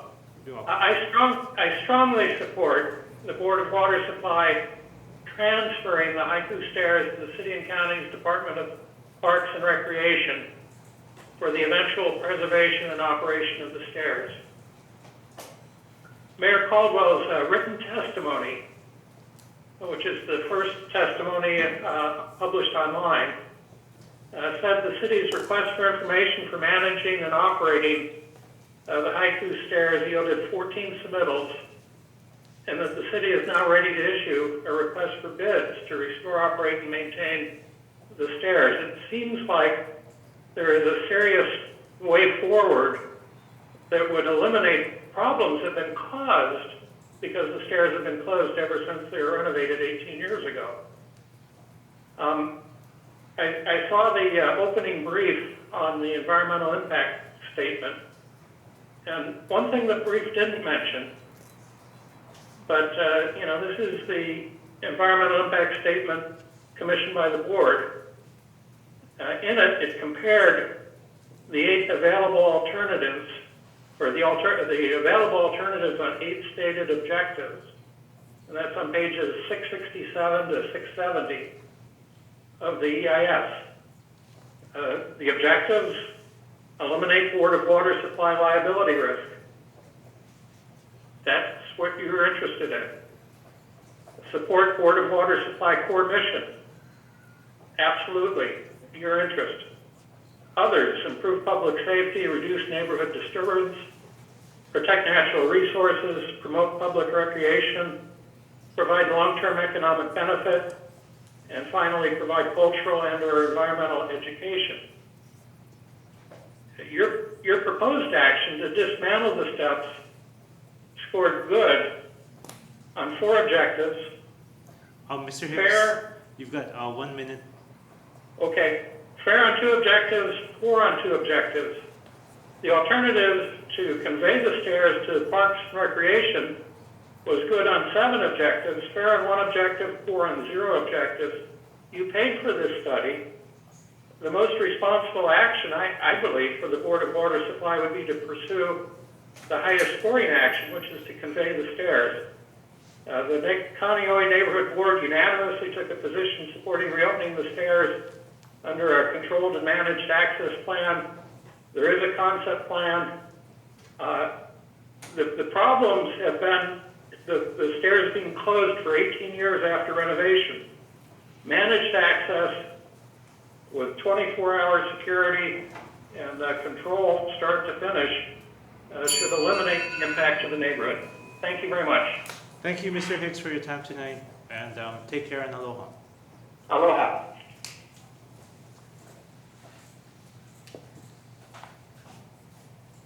You've got 1 minute. Hello, this is the Board of Water Supply. Can you please? Hi. Yes, hello. Before we begin, could you please turn off the... Okay, you're gonna talk. Yeah. Okay, so they want to talk to you. Hello? Yeah, hello, can you turn off the... Turn it there's down. there's a lot of background noise. Okay. Yeah, that's much better. Can you please state your name and spell your name, first and last names for the record? My name is Richard DeCosta, R-I-C-H-A-R-D, capital D-E-C-O-S-T-A. I live in Kaneohe on Luli Street. Born and raised in Kaneohe. I climbed the stairway to heaven way before when it was Omega Station for the Coast Guard. Okay, thank you, Mr. DeCosta. You have 3 minutes to provide testimony. You gonna let, how I know when I can start? You can start now, and then I can I'll let start you know now? when. Yeah, and I'll let you know when you have 1 minute left. Okay. I'm concerned about the Omega Station Coast Guard. When it was there, we used to get a permit to go up. We had to sign a waiver. Nobody complained about the stairway to heaven. Nobody knew about it. Nobody could climb it. As soon as the Coast Guard left, people started to check it out. They climbed all the way up. It says in English, keep out, in Hawaiian couple, but all these tourists and whoever comes over here, they cannot read. The stairs is kind of rocky. They still climb. Even today, you tell them no climb, they climb. We don't need the stairway to heaven. If it's so valuable, let's just leave whatever got up there and take all the stairs down, have nothing to show. The second thing, the city wants to take it over, the good old mayor. If it was so great, they ain't got no money. They raise land property tax. They raise everything for fix these lose money rails. So why do we have to try to fix that stairway to heaven? We take it away. It's our concerns. It's our property. We're from Hawaii. We cannot have tourists come here and voice their opinion about the stairway to heaven. They have no say in it. It's us. We live here. We got to deal with people who cannot read and no listen, no comprehend, no more akamai, no understand. They trespass people's houses. They use their water. They throw their rubbish. You have opened up this stairway to heaven. You're going to have to make a road for the tourists so that they could bring these tourist buses. You're not going to happen to our side over here. Next, they're going to be building buildings so that you can get tourists. We don't need, tourists won't come to Hawaii no matter what. Even when they never have stairway to heaven, they still come. Why don't you just give it to Kulo Ranch, to Mr. Morgan, put the stairway over there. They like to go to Kulo Ranch. No matter what you do, You charge, they still come. Then when they get hurt, does the city has $2 million to pay for liability? There's always the city or state getting sued, and they always give in. So, Mr. DeCosta, you have 1 minute left. Okay, so just take it down. We don't need the stairway to heaven. You take it away, you don't need worry. People are not going to climb them because you cannot climb them without the stairs. It's hazardous. The way the stairs is too, you take away the stairs, you don't need the stairs. We're not supposed to cater to people from outside our state that wants the stairway to heaven. And furthermore, you cannot reach heaven from a stairway. Heaven is beyond that. That's all I can say. But thank you for my time. And be local. Think. Use common sense. You gotta protect the Honolulu, Hawaii people. Protect the Aina. That's all I say. Thank you very much. Okay, mahalo, Mr. DeCosta. Take care and aloha. Protect the Honolulu, Hawaii people. Protect the Aina. That's all I say. Thank you very much. Hello, this is the Board of Water Supply. Hello? Yeah, hello. Before we start, can you turn down your the live broadcast? There's a lot of background noise. Can you still hear? Yes. Hello? Hello? Yeah, we can hear you. Okay. Okay, why don't you state your name and spell your first and last name? Okay, just a minute. This is for James Santos, James, last name Santos.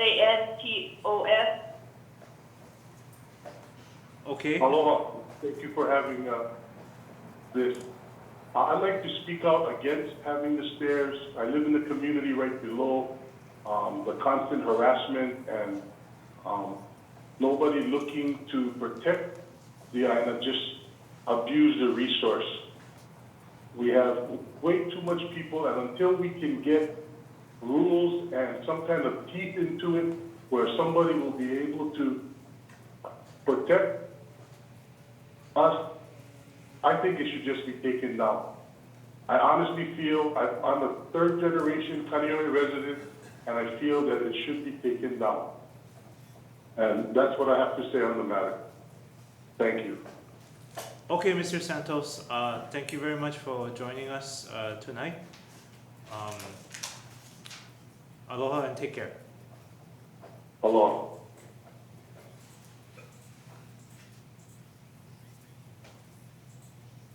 And that's what I have to say on the matter. Oh, hello, this is the Board of Water Supply. Thank you very much for tonight. Before we begin, could you please turn down that live broadcast in the background? Hello? Yeah, hello. Hi, my name is Ray Leong.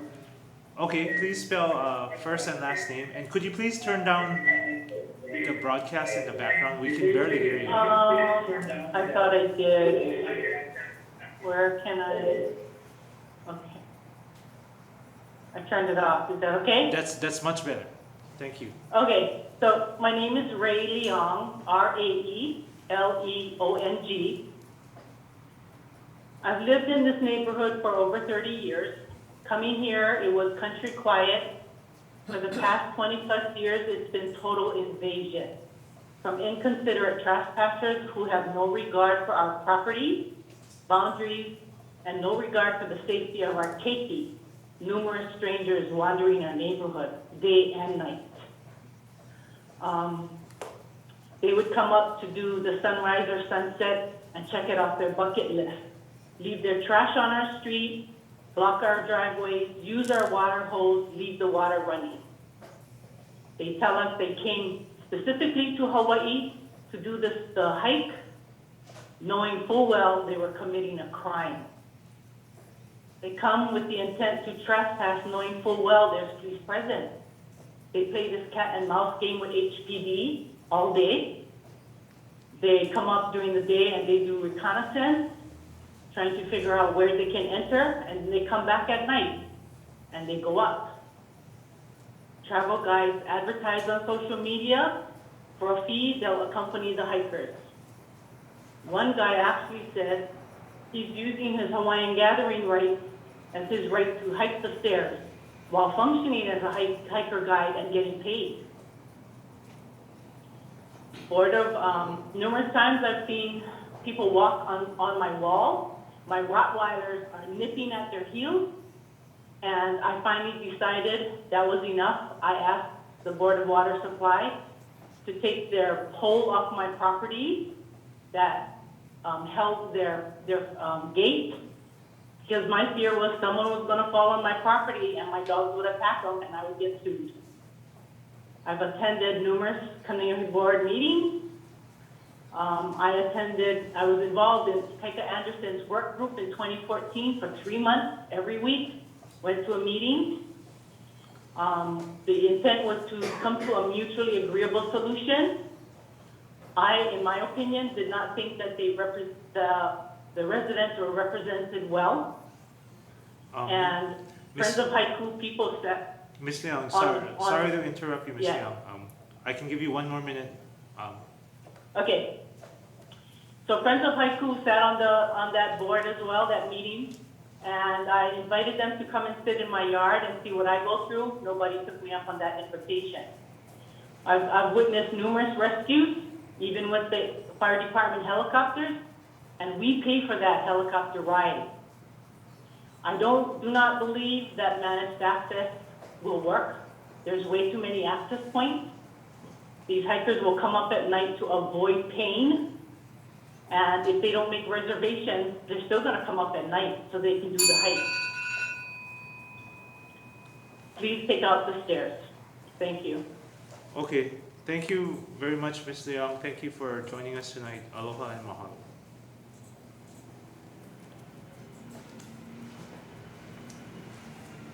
Hello, this is Board of Water Supply. Could you please state your name and spell both your first and last names? Hello, good evening. My name is Danielle Smith, spelled D-A-N-I-E-L-L-E-S-M-I-T-H. Oh, hello, Ms. Smith. You have 3 minutes to provide testimony. Thank you.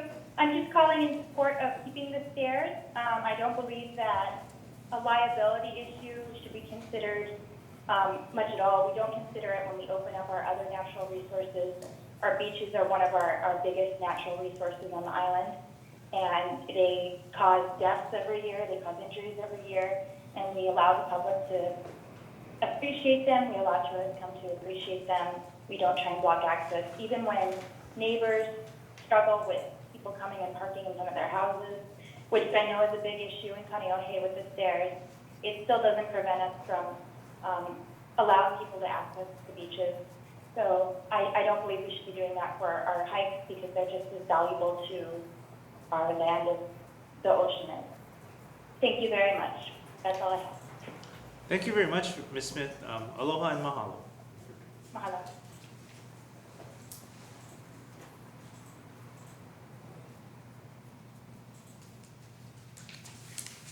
Aloha, this is Board of Water Supply. Please state your name and spell your first and last names. Hello. Sorry, everyone. Hi there. This is Chris Keahi. That's K-C-H-R-I-S-K-E-A-H-I. Oh, hello, Mr. Keahi. You have 3 minutes to provide testimony. I could go on all night about how fantastic and awe-inspiring the Haiku Stairs are and how much of a public loss it would be if you remove them. But I think you're all well aware, and some of you have even done site visits. Instead, I'd like to talk realism. I think we all actually agree on one thing, which is the board does not want to be responsible for the Haiku Stairs, and we also don't think that's your position, that's not in the charter of the organization.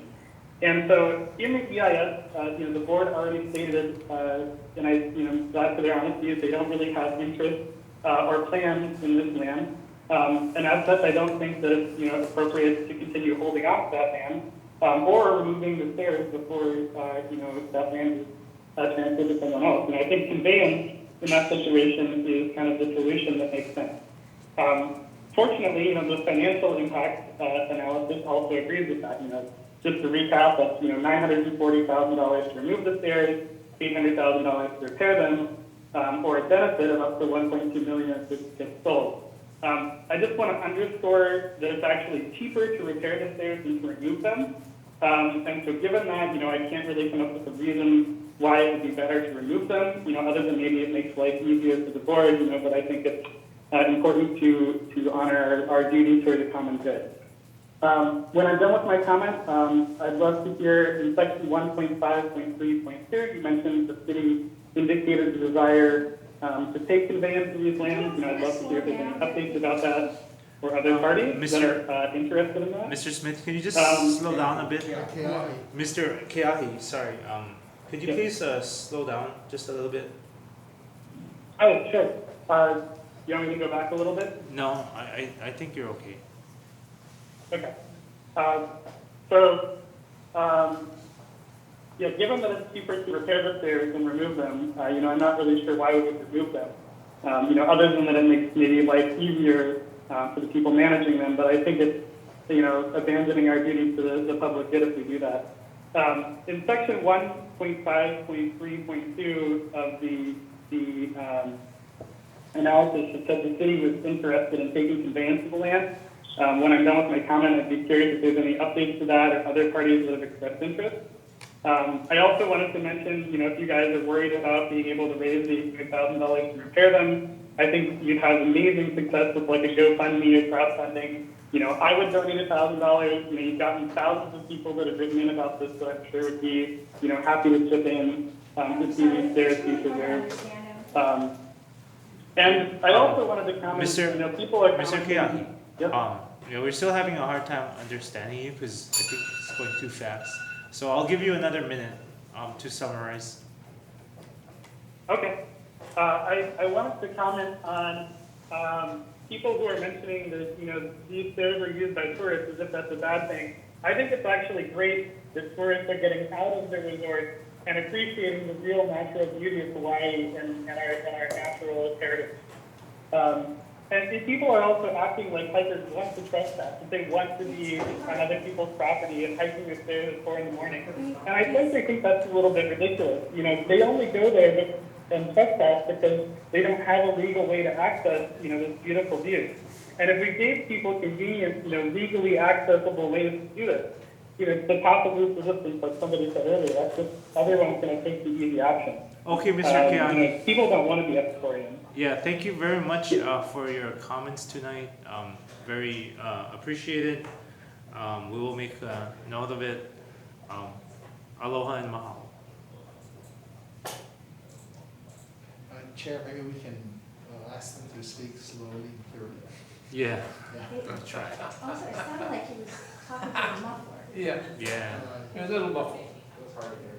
Yeah, I know. A little less intelligible there. Yeah, it's not like court, like we're gonna have one up here. understood Yeah. the essence of what he was saying. Yeah, don't worry if you can't. Right. Okay. But I will try to remind them. All right. Okay. How many more do we? We have about 11. Aloha, this is Board of Water Supply. Can you please state your name? Hello. And spell your first and last name. Yes, my name is. Oh, hello. I'm sorry, I was on mute. My name is David Bell. Are you there? Yes, we're here. Thank you, Mr. Bell. Okay. You have David Bell. You have 3 minutes to provide testimony. Please speak loudly and slowly. Aloha. Thank you for your time. I want a solution for everyone, especially Kaneohe residents. I have read the testimony of those wishing for the destruction of the stairs. Most have not said anything bad about the stairs themselves, but instead have said that they are negative towards the trespassing. There is a way not only to resolve this, but to turn the tide and within a few years provide a solution great enough that residents see the stairs as a treasure and are grateful to be in proximity to it. 20 years ago, the BWS took over the land that the stairs sit on, and in that contract, they took responsibility for the preservation. They are the masters. Done correctly, the stairs would be a financial asset for the community and provide education for the keiki The internships, employment, cultural preservation, funding for additional heritage sites, soil preservation, and aid in the eradication of invasive plant species, and provide for the Kama'aina. A poem I think many are familiar with, but it's worth reading. 'Twas battered and scarred, and the auctioneer thought it scarcely worth its while to waste much time on the old violin, but he held it up with a smile. What am I bidding, good folks, he cried. Who'll start the bidding for me? $1, then 2, and who'll make it 3? $3 once, $3 twice. But no, from the room far back, a gray-haired man came forward and picked up the bow, then wiping the dust from the old violin and tightening the loose strings, he played a melody pure and sweet, as caroling angels sing. The music ceased, and the auctioneer, with a voice that was quiet and low, said, what am I bid for this old violin? And he held it up with the bow. $1,000, who will make it 2? $2,000, and who'll make it 3? $3,000 once, twice, and going, gone, he said. The people cheered, but some of them cried. We do not quite understand what changed its worth. Swift came the reply, the touch of the master's hand. As masters over these historic and unique stairs, you have the ability to see them as an old, worn-out violin or as a truly unique masterpiece. I say masterpiece because these stairs weave a beautiful tapestry that intertwine and connect ancient Hawaiian culture, wars, agriculture, folklore, deity, and has a spiritual connection to those past, present, and future who look on them and who climb them. Please do not destroy them or auction them off to someone who only sees dollar signs or will make them into a Vegas attraction. We don't fill in the canals of Venice because there's too much tourism, and we don't tear down the pyramids because the homeless issues that surround them. They are viewed as a national and a world treasure, and solutions are found. Okay, Mr. Is that Bill. 3 minutes? That is 3 minutes, unfortunately. So, I think the stairs can be managed properly, and there are viable solutions, and I implore the BWS to have the kuleana of the master's hand and see it for the treasure that it is. Thank you. Thank you, Mr. Bill. Aloha and mahalo.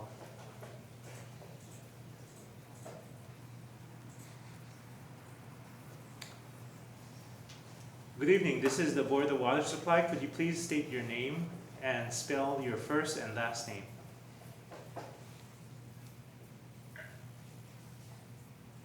Hello? Hello? Yes, hi. Are you giving testimony before the board tonight? Yes. Could you please state your name and spell your first and last name? My name is April Rendon. You spell that A-P-R-I-L. Last name R-E-N-D-O-N. Hello, Ms. Rendon. You have 3 minutes to provide testimony today.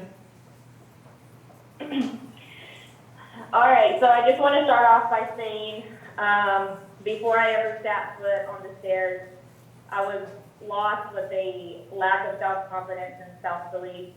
I was out of shape and I had no direction in life. I was depressed. So during that time, I took on the challenge of climbing Haiku Stairs, and as a result, I came out reborn. After Haiku Stairs, I had a new outlook and perspective on life. The spirits of the land were felt. They guided me and pushed me. I experienced something I never experienced in my life. I felt one with the land, spirits, and universe. A newfound strength was found within. I left feeling confident with drive. No, the mountain didn't get me in physical shape, however, it helped me develop mental strength. I left mentally in shape with motivation for life. The mountain, spirit, and myself, for we are all one, changed my life with one climb. Within these last 2 years, I conquered depression. I'm living purposeful and educating others about health and wellness. I'm now an herbalist, a yoga instructor, fitness coach, and Ayurvedic practitioner. I'm dedicating my life to giving back to the people, land, and the plants of God. I'm now whole.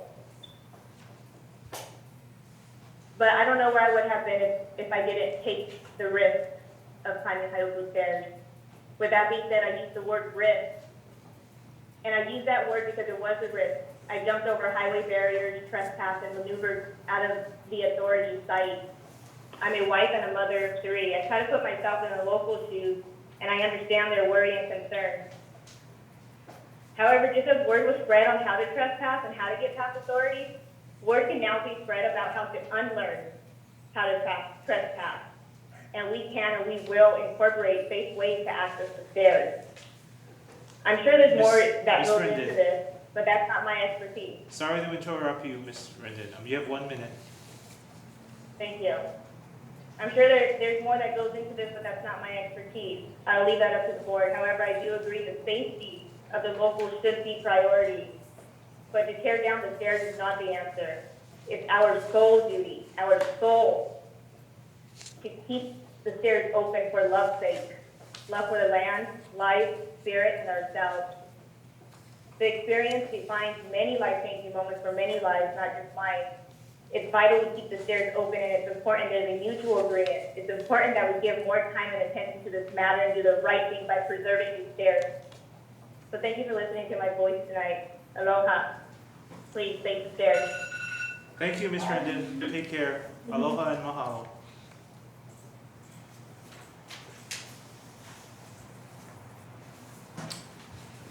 Hello, this is the Board of Water Supply. Could you please state your name and spell your first and last name? My name is Brent Teraoka, spelled out B-R-E-N-T, last name T-E-R-A-O-K-A. Good evening, Mr. Teraoka. You have 3 minutes to provide testimony tonight. I will warn you when you have 1 minute left. Please speak slowly and speak up. Good. Thank you so much for the opportunity. So, born and raised Hawaii resident, and I strongly support the Board of Water Supply's recommendation to remove the stairs. As a resident who lives near the stairs, I have witnessed firsthand just how much tension, stress, and anxiety the stairs have caused for the community. Living next to one of the entrances, my family and I deal with tension, stress, and anxiety of trespassers creeping around our house at odd hours on a daily basis. We deal with people climbing our fence and praying that they don't fall into our yard. We've even caught a few of them loitering in our backyard, which is just terrifying and frustrating. As a result, I've had to install multiple security cameras to monitor my property, which has also proven to be effective in documenting over 1,000 trespassers over the last year and a half. My videos have captured multiple people scaling the fence, crawling through drainage ditches, and wandering through my yard, as I said. I've even caught a man dragging a wild boar he caught while hunting near the stairs through the gated access road. I've submitted several of these videos to Ernest, Kathleen, and staff, who have been extremely supportive and prompt with their response. And I really want to commend and thank them for all their hard work and dedication throughout the years, as they've also endured all the stress caused by illegal trespassers. And so residents in the community actually share the most in common with the Board of Water Supply regarding this issue. We are aware of the overall liability concerns that you have faced over the last 2 decades, and the residents in the community also deal with unintended consequences that the stairs bring. I've read online about the amount of trash that's been left on the mountain. The fact that people are pleading with others not to leave their bag of human waste on the mountain is disturbing. And someone on Reddit actually asked if they could leave their hiking shoes at the top of the mountain as an offering. But most of all, it is the constant, relentless trespassing that keeps the residents awake and on edge at night. Some arguments have suggested that this illegal trespassing will end when public access is granted, but we know that this will not be true. You will still have adventure seekers who want to climb the stairs during non-operable hours.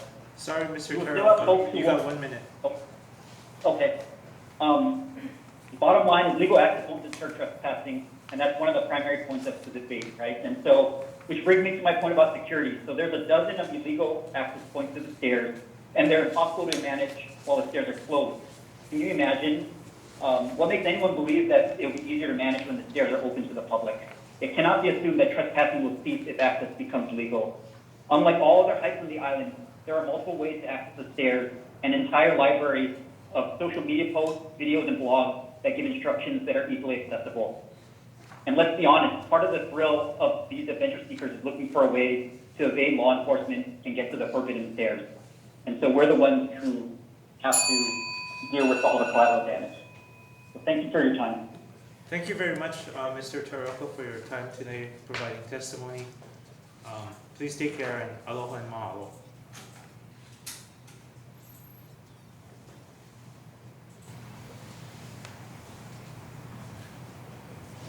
Hello, this is the Board of the Water Supply. Could you please state your name and spell your first and last name?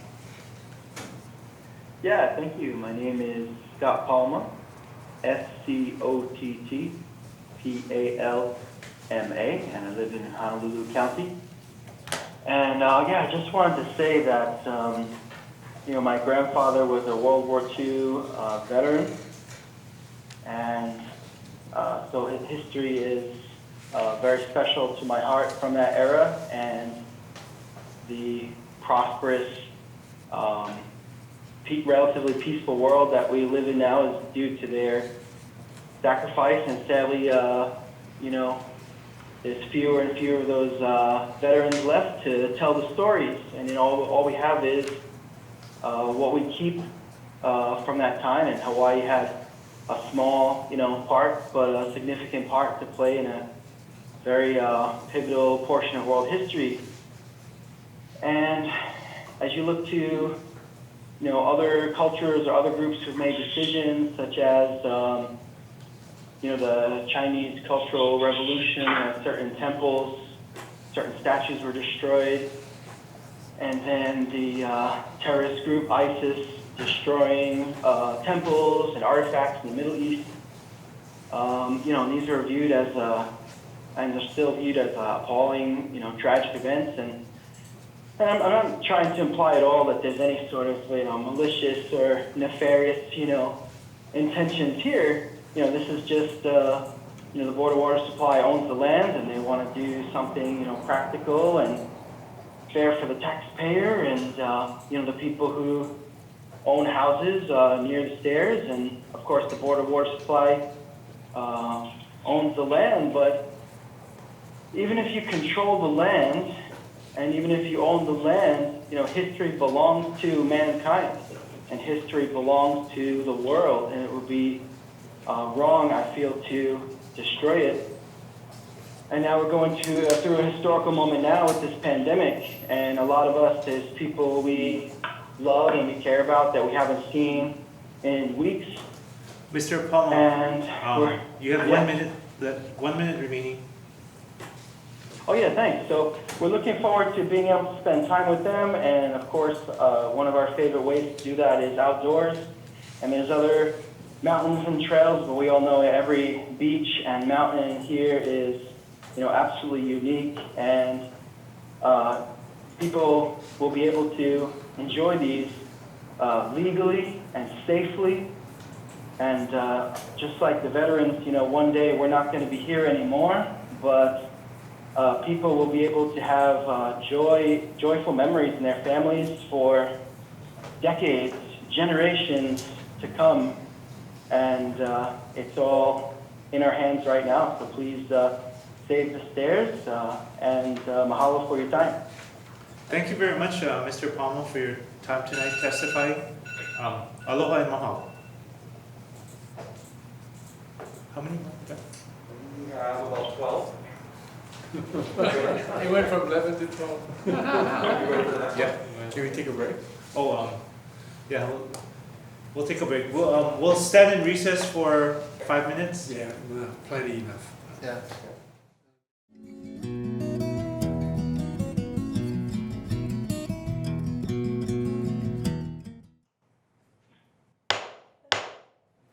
All right, welcome back, everybody. We are back in order.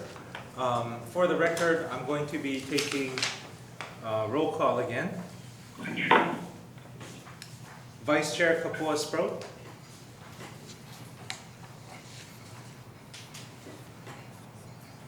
Board Member Jade Butai. Board Member Kei Matsui. I'm here.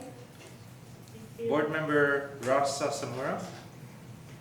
Here. Board Member Ray Soon. Here. Board Member Max Orr. Here. All right, we are going to continue on with our telephone testimony. I know that there are 11 in the queue at the moment. I want to just thank everybody for your patience tonight. Aloha, this is the Board of Water Supply. Thank you very much for your patience.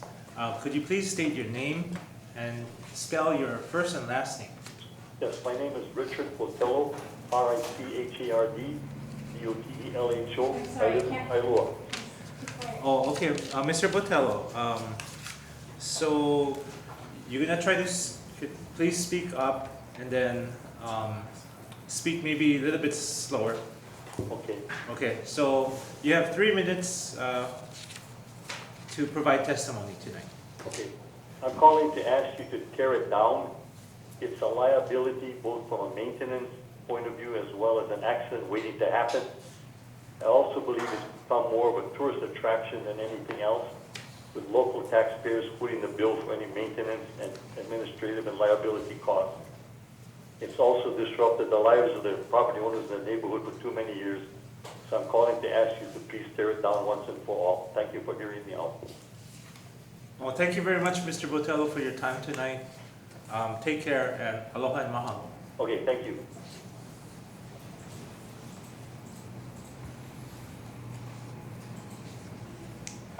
Aloha, this is the Board of Water Supply. Could you please, thank you very much for your patience. Could you please state your name and spell your first and last name? Hello, my name is Kamal Pua, K-A-M-A, last name P-U-A, from the Big Island.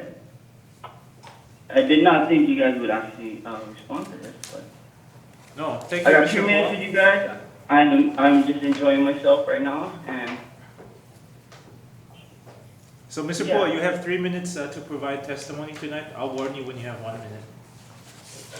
okay, well, how you guys doing? I hope everybody's all G over there with the pandemic going down.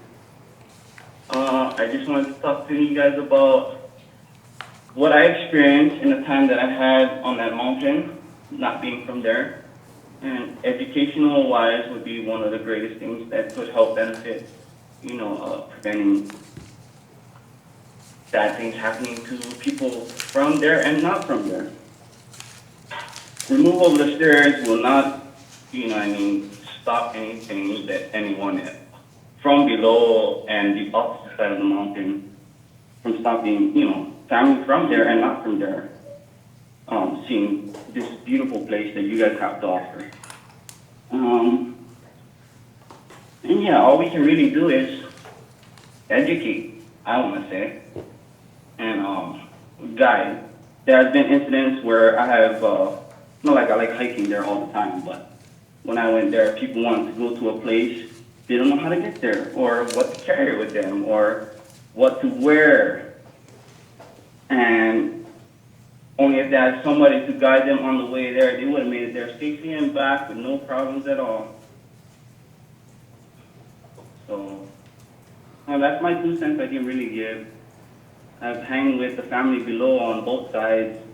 Of course, they have a lot of problems with people trespassing. But they do really wish the best for anyone who wants to enjoy Oahu's beauty, because that's what it's really known for. And since it's so naturally known, there's no way you can stop. Only says you can remove the stairs if you want to, but you're going the wrong way with the whole financial stuff. So I wish the best for everybody over there. Would be awesome if there were nicer people in the world. And yeah, I think I'm at the end of my 3 minutes. Okay, thank you very much, Mr. Pua. Take care, aloha, and mahalo.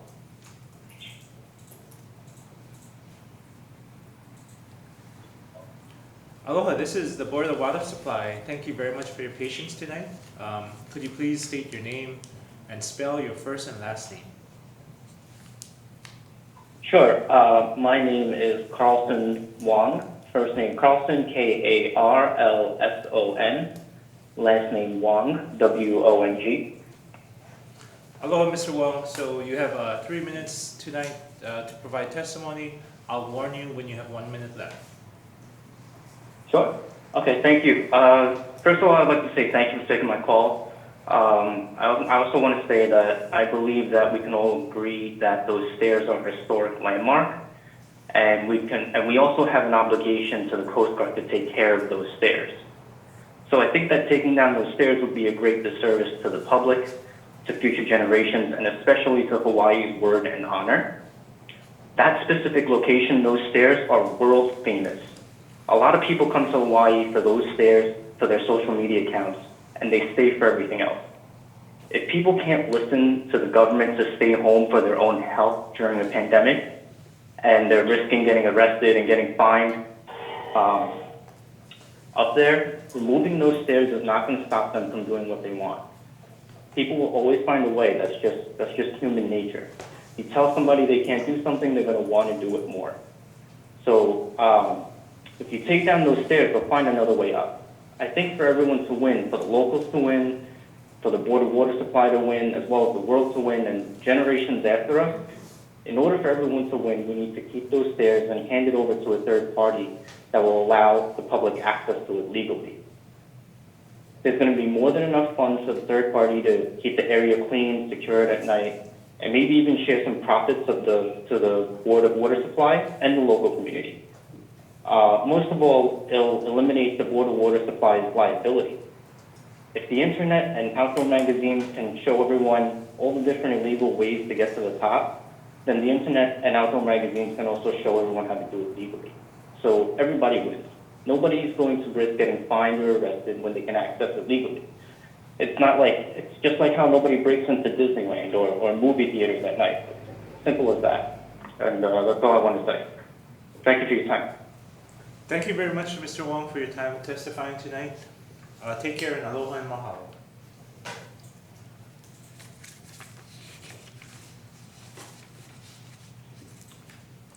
Aloha, this is the Board of Water Supply. Could you please state your name and spell your first and last name? Hello, are you calling to testify?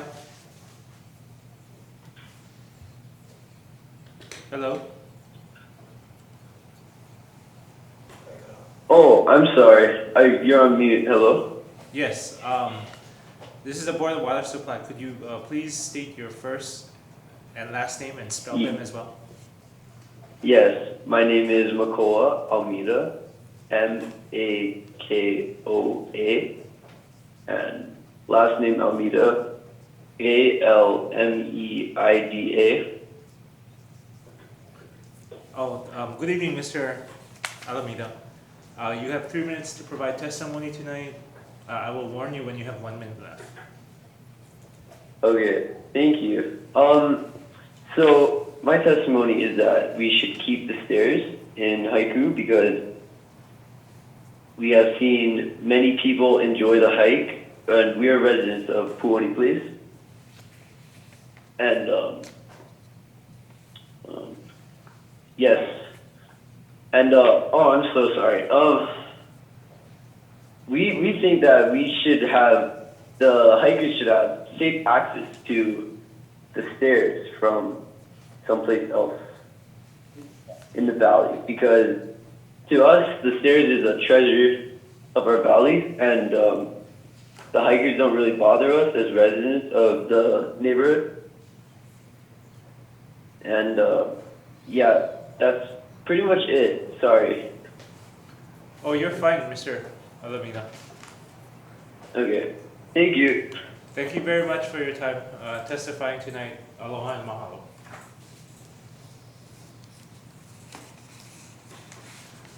Aloha, this is the Board of Water Supply. Could you please state your name and spell your first and last name?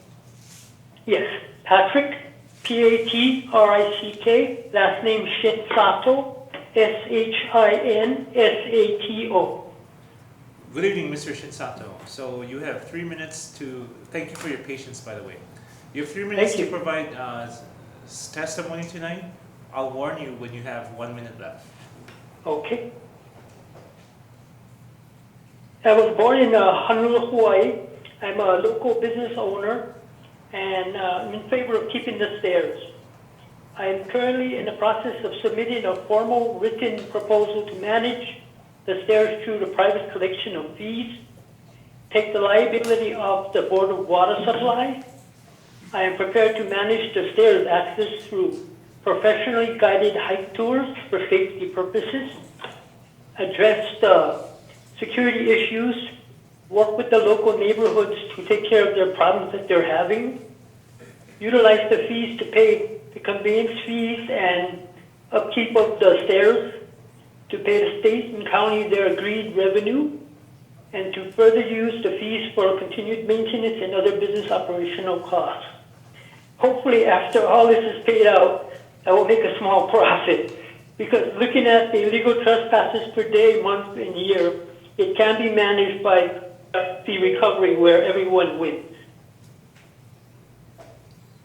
That's basically it. Thank you. Okay, thank you very much, Mr. Shitsato, for taking the time tonight to testify. Take care and aloha and mahalo.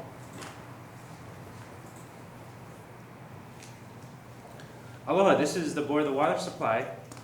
Thank you very much for your patience. Could you please state your name and spell your first and last name?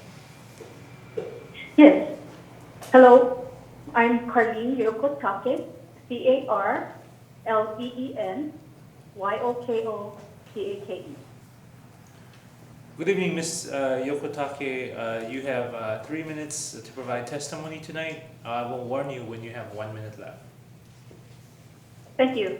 I want to first thank Kathleen Pahinui, Ernest Lau, and all the members of the board for allowing me to testify, and especially, again, the Board of Water Supply for responding promptly to us. I am a resident, and I live near the access point, and I am in full support of tearing the stairs down or removing them.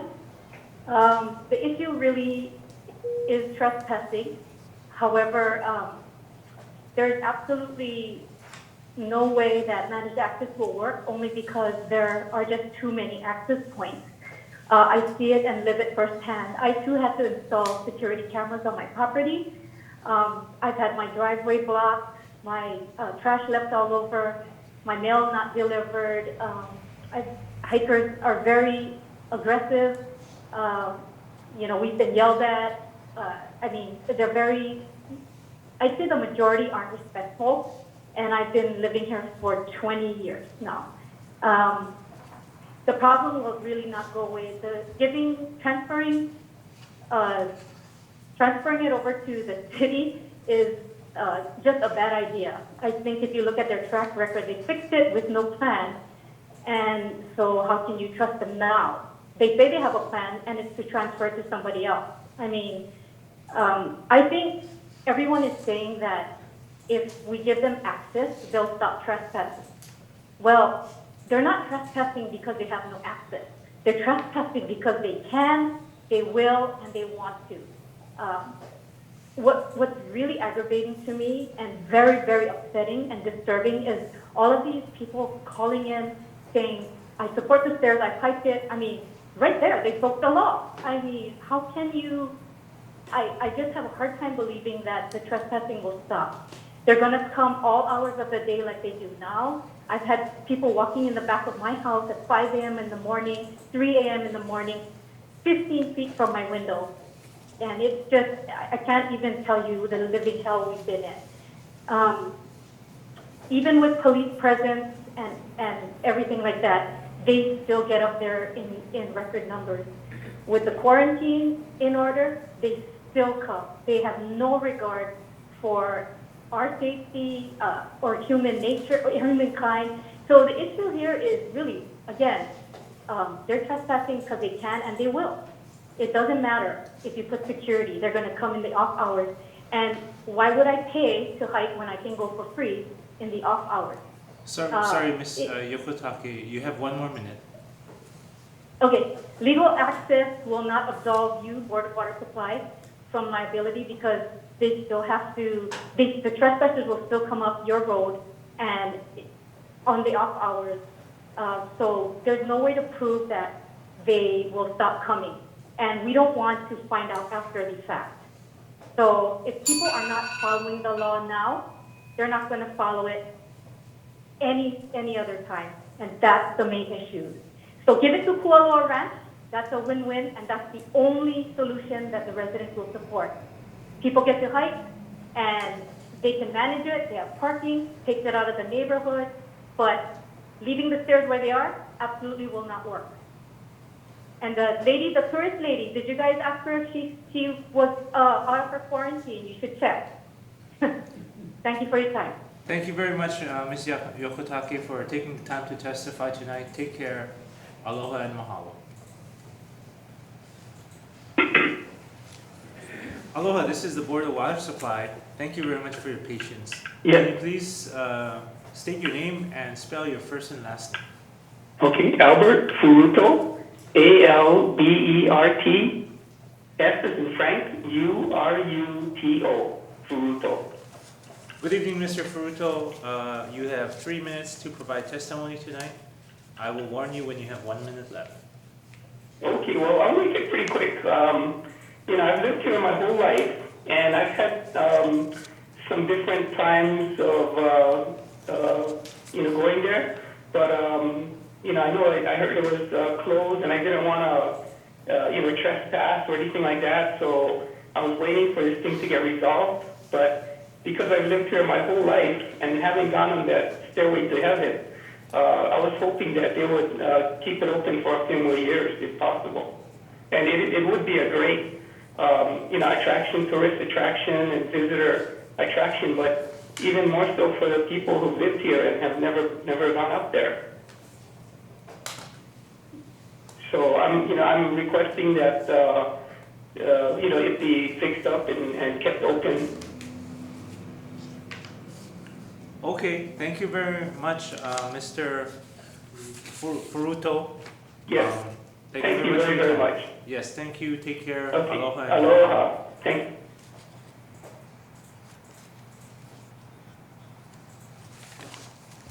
Aloha, this is the Board of Water Supply. Thank you very much for your patience. Please state your name and spell your first and last names. Yes, my name is Luke Wasserman, L-U-K-E-W-A-S-S-E-R-M-A-N-N. Thank you very much for your time.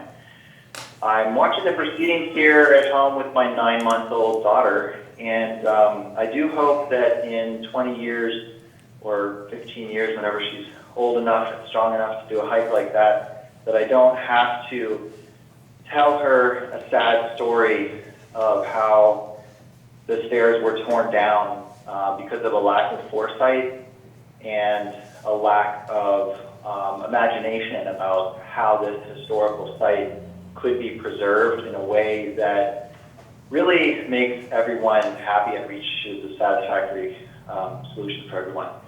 I know the residents are not happy with the situation. I think some people are aware that the primary attraction of climbing the stairs is the view at Pu'u Keahiakahoe, which is definitely one of the most magnificent views in the Ko'olaus, if not the world. And many people access this summit via a route commonly known as Wanalua Middle Ridge. And it's interesting, I don't hear complaints coming from residents of the Moanalua Valley neighborhood because that access starts from a legal trailhead. There's a state-managed trail, the Kulana Ahane Trail, that starts from the same spot. And because there is a legal and open access to that route, I don't think that the local neighbors have a big problem with people hiking in from that area. Unfortunately, that route has suffered a lot of environmental damage because of the amount of foot traffic. I think that having the stairs closed has diverted a lot of foot traffic from people who do not want to risk the fines over to the Moanalua Middle Ridge route, and it's become heavily eroded and actually quite dangerous. So I do think that the board should consider the environmental impact on that route. I'm not sure who owns that land. Yeah, Mr. Wasserman, you've got 1 minute. Yes. You've got 1 minute. Thank you. So I think we should consider the environmental impact on the alternate route. Also the safety of that route. is definitely questionable. I've hiked that route a couple times myself, and it's really not appropriate for anything less than an advanced hiker with really good shoes and spikes, because it can be quite steep and slippery. So in consideration of that, and also just the historical significance of the stairs, I think we should really try to find a solution that works for everyone to keep them open. And I believe that if there is a managed access legal route, that the neighbors will not experience problems with disrespectful people illegally accessing the entrance into the stairs. A lot of them probably go through their property because they don't know how to access the stairs. Thank you, Mr. Wasserman. Thank you very much. Yeah, thank you. Aloha.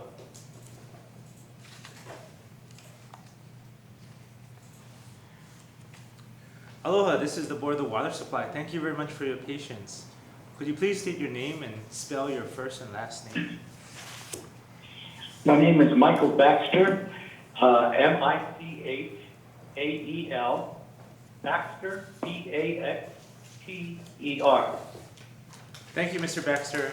You have 3 minutes to provide testimony tonight, and I will warn you when you have 1 minute left. Okay, thank you. Okay, it turns out I'm a retired Coast Guardman and used to be stationed up there. And it turns out that we used to maintain the stairway. I would say that this is probably the safest trail in all of Hawaii because it's probably the only one that has stairs and a railing. I would say there's 3 problems: liability. Have the hiker sign a liability waiver, relieving the state of applying for any liability in case of accidental injury or death. This could also be a positive cash flow, charging hikers a fee. This can cover the cost of the monitors who work there. Maybe you have guided tours that take a small number of visitors in groups, tracing the initial building, history, purpose, and also the fauna that's up there. Maybe you can have an online sign-up and have certain times where they go up to the top, so that the online sign-up, there would be a limitation to so many people could go up there, wouldn't be mobbed. Parking, residents have always complained of trash left behind in their yards and the noise that follows. This occurred because of the road being closed to the Coast Guard main station. There is parking in 2 spots up there. I know this because I was stationed. In one area at the main transition building and another parking lot further up to where the utility building is. This would eliminate residents nearby being disturbed, hassled, and trashed. So I think this would be a positive thing. A positive cash flow. Unblock the road. There's parking up there. Have a limited number of people each day have to go up there because there's an online sign up, and also have people pay for it.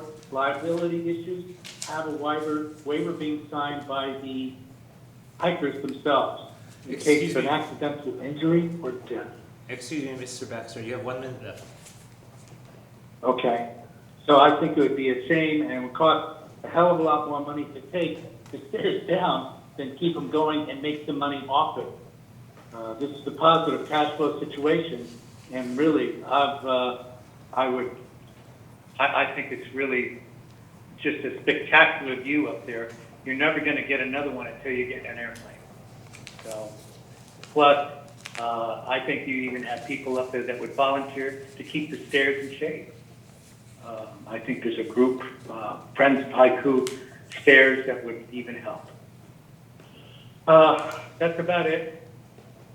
Thank you very much, Mr. Baxter, for your time tonight submitting testimony. Take care and aloha and mahalo. Okay, thank you for taking it.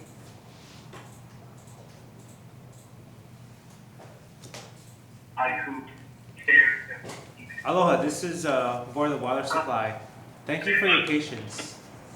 Could you please state your first and last name and spell for the record? Aloha, my name is Rowan Wainscote. My first name is spelled Roen, and my last name is spelled Wainscoat.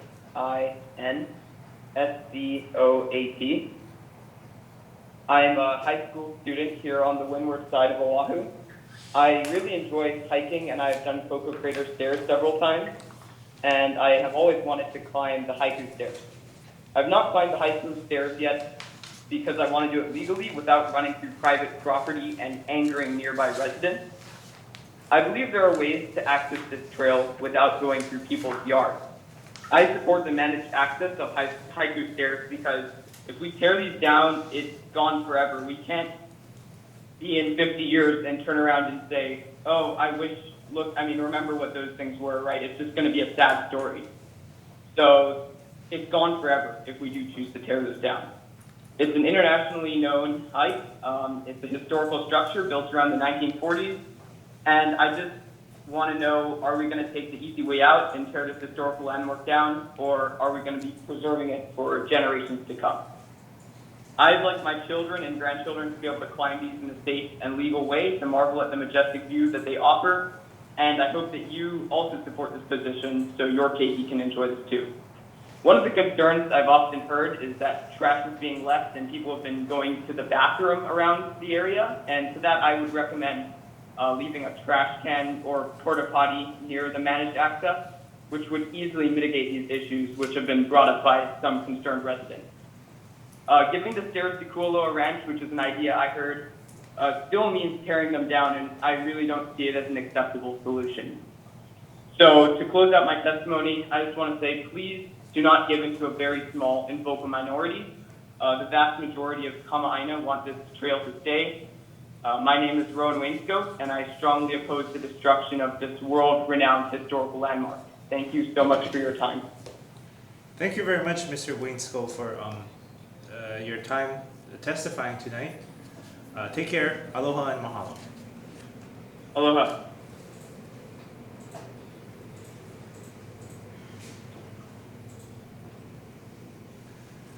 Aloha, this is the Board of Water Supply. Please state your name and spell your first and last name. My name is Kimmy Sorden, S-O-R-D-E-N, first name K-I-M-M-I-E.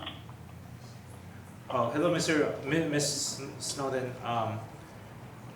You have 3 minutes to provide testimony. I'll warn you when you have 1 minute left. Okay, thank you very much. My name is Kimmy Sorden. I am calling from Missouri.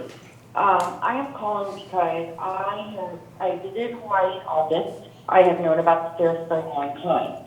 I have 2 children, a daughter that's 17, a son that's 12, a father that proudly served in the United States Navy, and a husband that proudly Miss Snowden, we're having trouble hearing you, so maybe if you could maybe slow down a little bit and speak up, that would be great.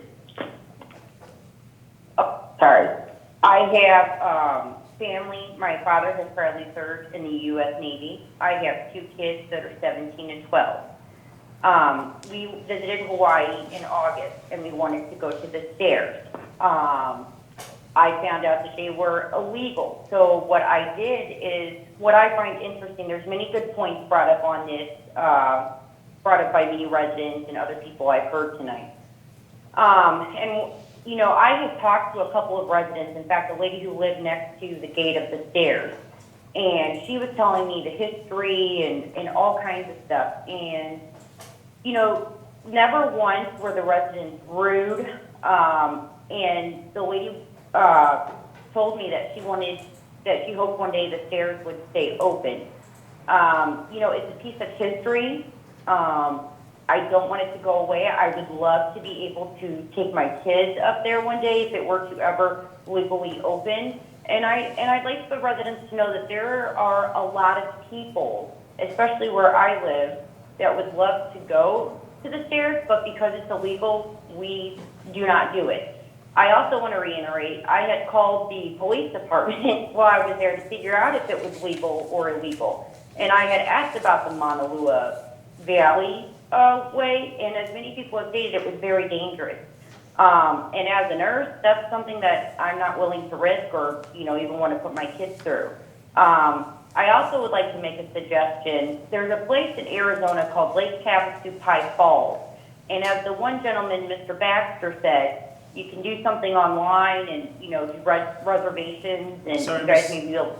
Sorry, Mrs. Snowden, to interrupt you. You have 1 minute left. Thank you very much. They do reservations once a year, February 1st. And many people for many years, including myself, I waited 5 years to obtain reservations to get tickets. And I know that they make, I think, around $5 million a year. And it's local that run it. It's Havasupai Village. So I'd like to just throw that suggestion out there.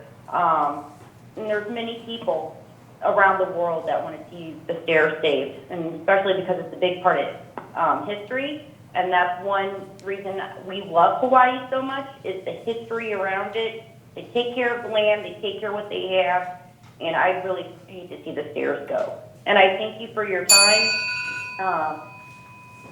Thank you.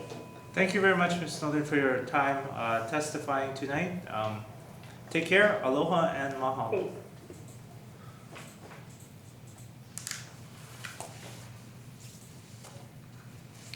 Aloha, this is the Board of Water Supply. Please state your name and spell your first and last name. Hi, thank you for all of your patience. Public hearings can be a bit of a challenge. I'm John Thank you for your Goddess. patience. Sure. I'm John Goddess, Johngottes, and I'll be mercifully brief. I think we can all agree the stairs do have its historical significance. And yes, I fully understand that living next to a site of historical significance can be onerous, but the answer to that problem should not be that we destroy the place of historical significance. Living next to a national park or other popular historical site is a difficult challenge, but we do not respond to that challenge by closing our national parks or tearing down our historical sites. We should not destroy our natural historical heritage. We should protect that heritage and provide for proper and safe access to minimize the burden on our community. So I just urge you this evening to be judged kindly by history and to transfer responsibility and liability for the stairs to the county. I thank you. Thank you very much, Mr. Goddess, for your time testifying tonight, for your patience. Take care, aloha, and mahalo. So I just urge you this evening to be Hello, judged this kindly is by Board of history. Water Supply. Can you turn down the live feedback in the background? Yes, I have. Okay, thank you very much. Thank you for your patience. Could you please state your name and spell your first and last name? Yes, sir. Aloha. Thank you so much for taking my call. My name is Eddie Vasquez, EDDIEVAZQUEZ. You guys look very beautiful. As you know, I'm tuning in to the live stream, and I'm definitely loving the map and the colorful shirts. I'll go ahead and state my side of things, and just as everybody else has stated, or many of the people that you've heard from today have stated, I am pro of definitely keeping the Haiku Stairs. I myself have been fortunate enough to have experienced the hike, and I would urge people who haven't to really think before they state where they stand if they have not done so. I really urge anyone who is in the room currently to ask themselves if they can so make a decision of something that they haven't yet experienced. And I'll tell you about my experience very briefly. Because I know that the quote-unquote legal way of hiking is much more dangerous than that of the illegal way, I definitely think that there's much more risk in tearing down those stairs. People will continue to go up those stairs. They will continue to go up the quote-unquote legal way. Unfortunately, as it is human nature, we are just people who would like to push our boundaries. And I think that's the beautiful thing about human beings. So if you do decide to tear these stairs down and destroy a piece of beautiful history of the beautiful state of Hawaii and the beautiful island of Oahu, you'll be risking a lot. I think you would probably risk more death in that sense than you would if you were to actually legalize it and regulate it. You have an opportunity to actually make something great. As many people have stated, I had the experience of talking to people in the island, and they were all very much just wanting to have something that was more regulated and educate people. I think that if you take that approach, and history tells us that, I think that you will find yourself at a much better place, preventing more deaths, and ultimately being able to capitalize in a good way of this opportunity to show the beauty of the island. Mr. Vasquez, you have 1 more minute. Thank you so much. It really does just go a long way to say, in my experience, that it was a life-changing experience. I cannot tell you that enough about the experience that being part of that was for me, and how much it changed me. It was a huge part of accomplishing something that I had thought to myself that I couldn't do, and many people that I've talked to about my experience and have had the experience have agreed. And so I really, really do ask that you consider. I hope that your minds are not made. I hope that you are monitoring the live stream as well on social media, because there is a lot of voices there as well that I hope that you guys are taking into account. And so once again, man, I really do appreciate y'all's time. I stayed up until 12:41 tonight here in Texas just because I wanted to have my voice heard. I hope that it does make a difference. You guys have a wonderful night. Mahalo. Thank you very much, Mr. Vasquez, for staying up late and for your time testifying tonight. Take care. Aloha and mahalo. We have one more call.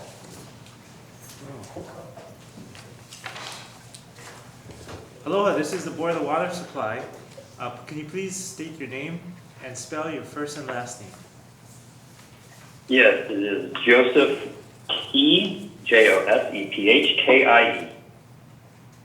Thank you very much, Mr. Key. You've got 3 minutes to provide testimony. I will warn you when you have 1 minute remaining. So just a couple things.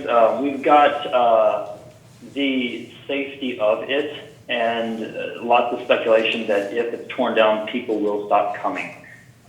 There is a precedent with Dead Man's Catwalk. Dead Man's Catwalk was torn down for the same reason, same EIS, everything. A neighbor of mine got a ticket going up Dead Man's Catwalk, and I know many people still continue to go up. I just wanted to bring to the board the concern of so many who have gotten lost or killed on the backway. Dalen Mopua from the Big Island, 18 years old, 2015 in January of 15, he went and he told his mom, he said, I'm going to hike Stairway to Heaven, I'm going to hike it the legal way. He disappeared. We have not heard from him since. If there had been legal access on that date in 2015, I believe Dalen would still be here with us today. So it's very important that we realize how safe this ridge hike actually is. The railing on either side of you as you go up the mountain, along with the spikes that go into the mountain, keep you safe. They also protect the mountain from erosion. We have a trail, Moanalua Valley Trail, that is so deeply eroded that you actually walk up to your waist in some areas. It's that deep. The ridge has been gouged.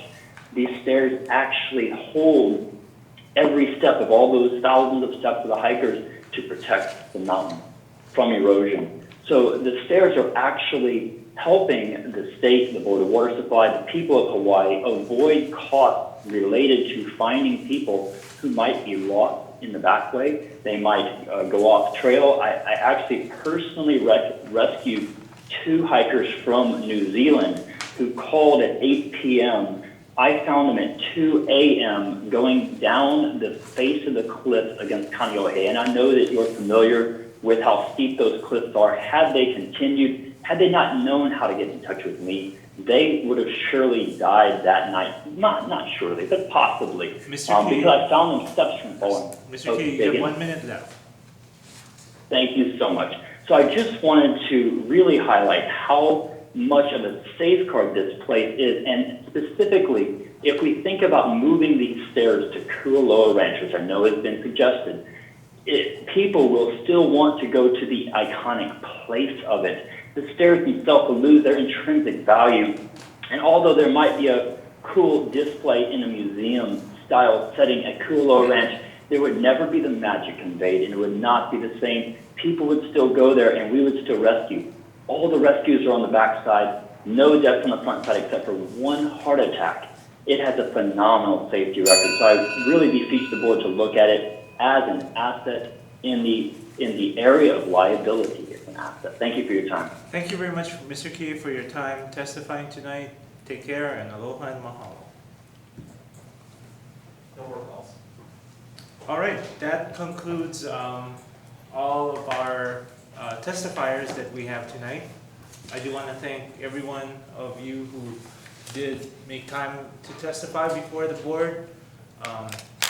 You are an important part of the process. Thank you very much for participating. At this time, the board will be taking up decision-making on this issue shortly. I'll now declare the public hearing on Haiku Stairs closed.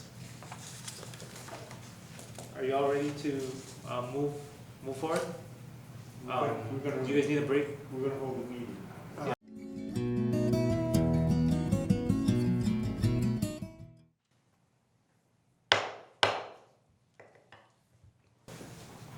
Welcome back, everyone. Mahalo again for joining us tonight. It is now 7:53 p.m. I'd like to call to order the regular meeting of the Board of Water Supply. Again, for purposes of our record keeping, I want to take a quick roll call one more time of our board members. Vice Chair Pro. Is she off already, or is she still? Can someone check on her? I'll text her. Yeah. Board Member Jade Butai.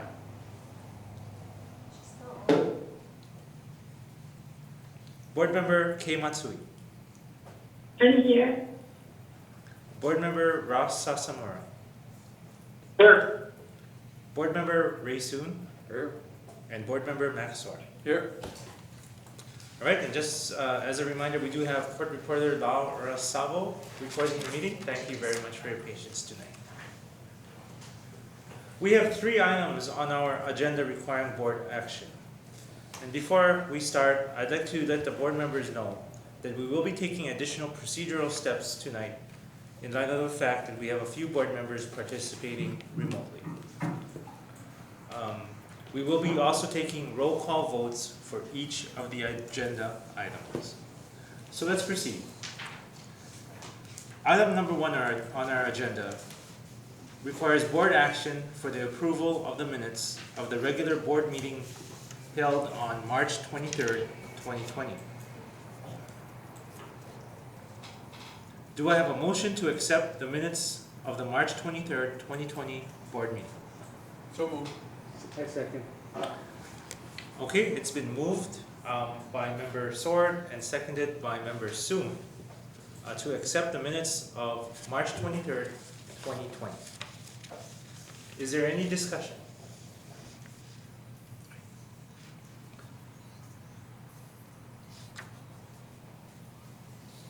Hearing none, we will proceed to a roll call vote. Didi, please proceed. Vice Chair Kapua Sprout.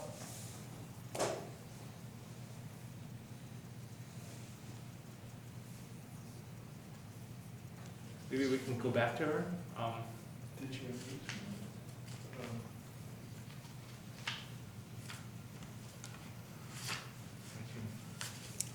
Maybe you come back to her. Yeah, maybe go to the next. Okay. Board Member Jade Butai. Aye. Board Member Kei Matsui. I'm here. Board Member Ross Sasumura. Aye. Board Member Ray Soon. Aye. Board Member Max Sword. Yeah. Aye. Chair Brian Endaya.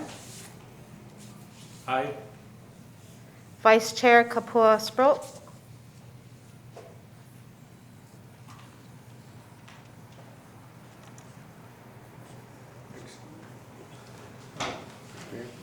Chair, if I could maybe make a suggestion. Yes. He seems to, She's signing back into WebEx. if we could pause for a We'll moment. take a brief recess while we We have some technical issues. sort out some technical issues. Is that Kapoor? She just went off, so she's reloading. Okay.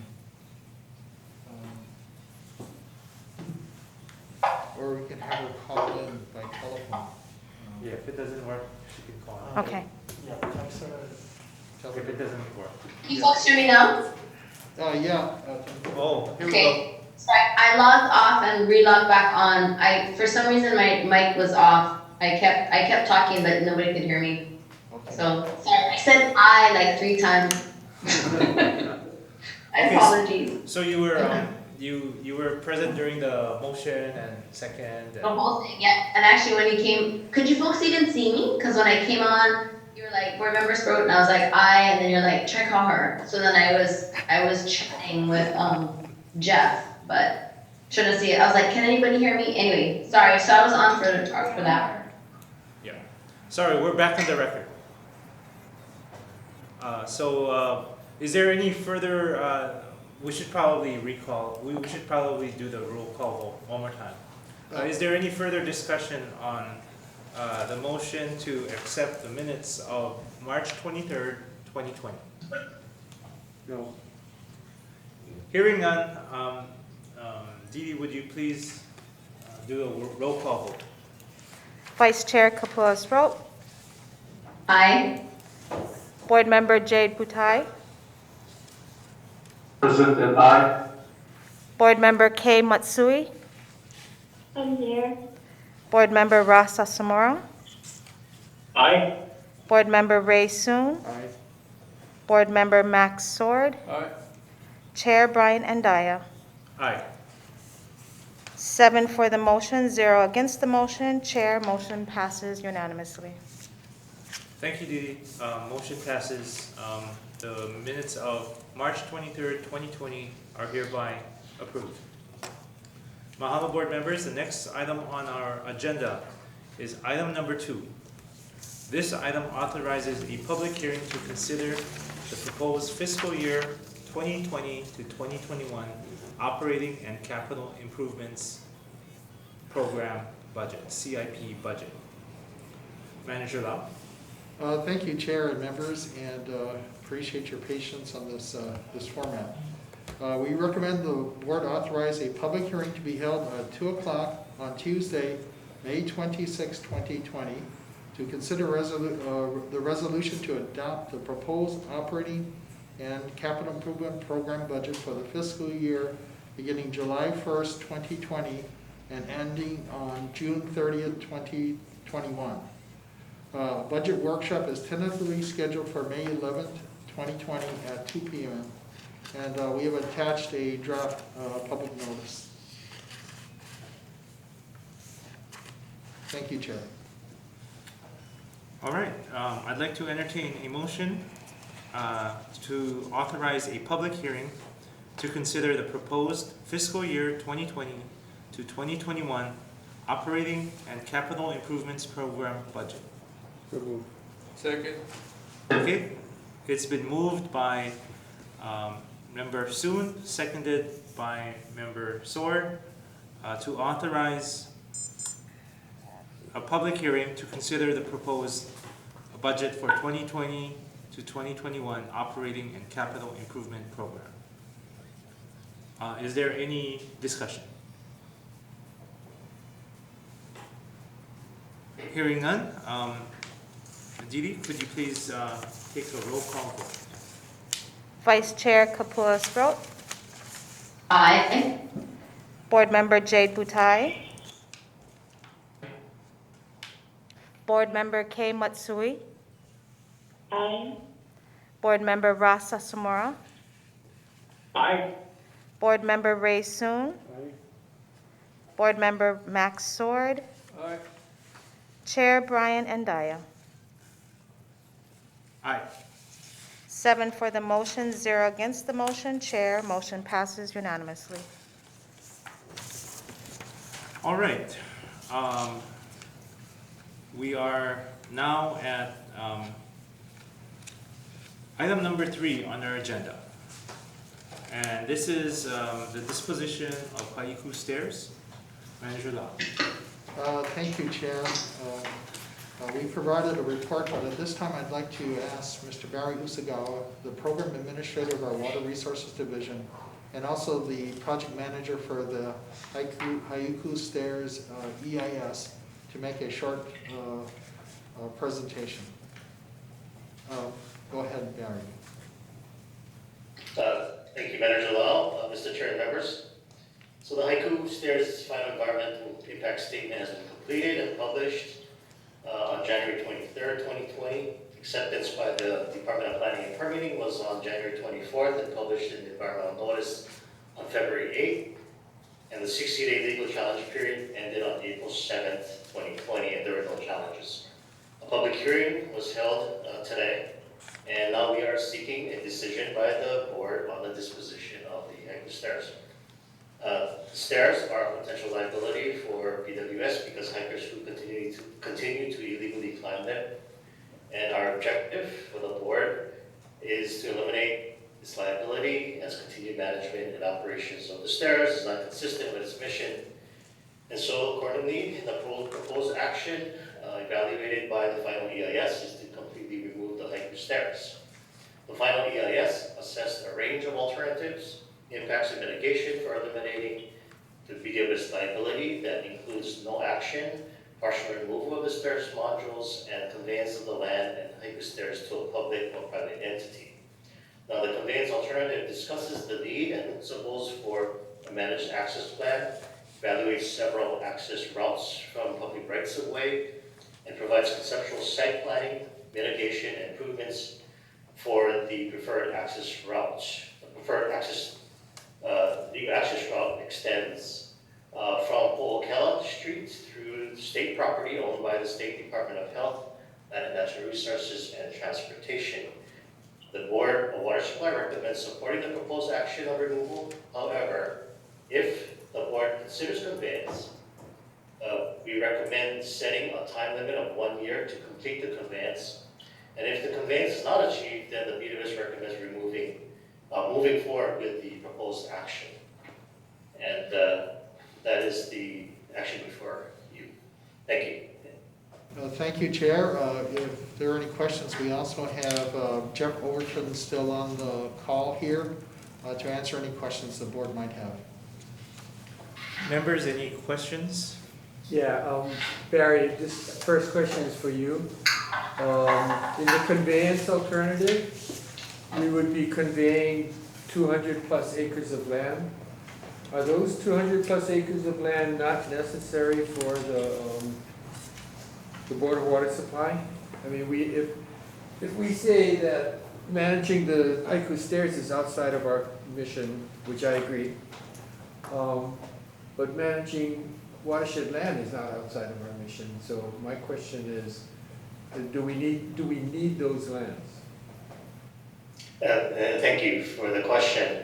There is no well development plans for that particular parcel. It's parcel 4, 6, 18, parcel 11. There's no water development potential for that parcel at 200 acres where the Haiku Stairs sits. Our well development sources are on the Kahuku side of the parcel. Back in 1958, when we acquired the parcel from Bishop Estate, it was a horseshoe parcel. It was basically the vertical portion of that valley. The water development potential is on the Kahuku side, and that's where the perennial stream is. That's where Haiku Tunnel and Well is located. When H3 came in and was built, that big parcel got subdivided into 2 parcels. And the parcel where the stairs is has no water development potential. There's no perennial stream, so we have no plans to develop any sources there. In terms of watershed lands, it is watershed lands, but it's also zoned state conservation. So the conservation district rules would still apply to any activities on that parcel including if the stairs were to be open or even to be, if we were to take it down, you still have to get approval by the state Land and Natural, Department of Land and Natural Resources. Okay, but obviously, if we own the land, we have more control over its future use. If we transfer the lands out of our inventory, our control over those lands as watershed lands diminishes slightly. Is that fair? Yes, but so does our liability as well. It's eliminated if the stairs are open. Well, I'm just trying to stay focused on our mission. And our mission being to protect the water resources, including the watersheds. Member Soon, if I could add to maybe the response here, and Barry, just jump in if you want to. Ownership of land doesn't mean there's greater protection. Yes, we are the landowner, we also are exposed to liability and land management issues. However, if there was a proposed use, we would also advocate for the use not if it's inconsistent with the designation of the land, in this case, conservation land, under a protected, protected subzone, and it's zoned P1 restricted preservation. We would advocate for no real development that could hurt the watershed and water resources. There are a lot of lands that we don't own, yet we take a position in support of its protection for watershed purposes. Okay. Follow-up question to Board Member Soon's question. Go ahead. This is for Barry. So Barry, do you have any information on, based on the hydrology or the hydrogeology of what direction the water flows in? I'm guessing towards Kahuku because that's where the stream is, but I'm just wondering, kind of consistent with the same issues in the Waiwale ditch. And this goes to kind of our interest in longer-term watershed protection of the area. Yeah, the direction of the water flow. It seems that this valley and adjacent valleys, on the Luluku side, the water seems to flow and feed perennial streams on the Kahuku side of the valley. So under on the other side of the ridge, on the Liki Highway side, we have a Luluku well. So it seems to flow on the Kahuku sides of these two valleys. We would maintain ownership of the Haiku lands, parcel 1, where our Haiku wells and tunnel are. But we wouldn't be able to develop any water sources on the Waimanalo side. But we also have Luluku tunnel on the other side of the valley, which does develop water there. So we have all the water resources we need for this area. They're all dike confined, dike compartments, and they fill up with rain and they overflow and feed the perennial streams in both valleys. So hope that answers your question. That helps. Thank you. Members, any further questions for either Jeff or Barry? I have a question. Yes. Who is responsible for the Board of Water Supply to ensure the transfer is done within a year if we were to do the conveyance? If I could answer that question, Chair and Board Member Butai, we would monitor the transaction and work closely with the city. If it isn't carried out, then we would, of course, let you know that 1 year has passed and move forward with the proposed action under the EIS. Of course, the proposed action requires that it be approved in the CIP budget, which require putting money there for the planning and design and permitting for the removal, and then also the construction of the demolition of the stairs. And that would be actions that would be brought before the water board for approval. So in a nutshell, we would be monitoring the situation and keeping the board informed.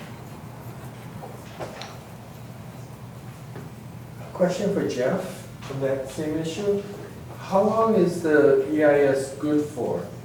I mean, if we decided that 1 year is not enough, and it took longer, how long before we'd have to do a supplemental EIS or a brand new? Or an update to the current EIS.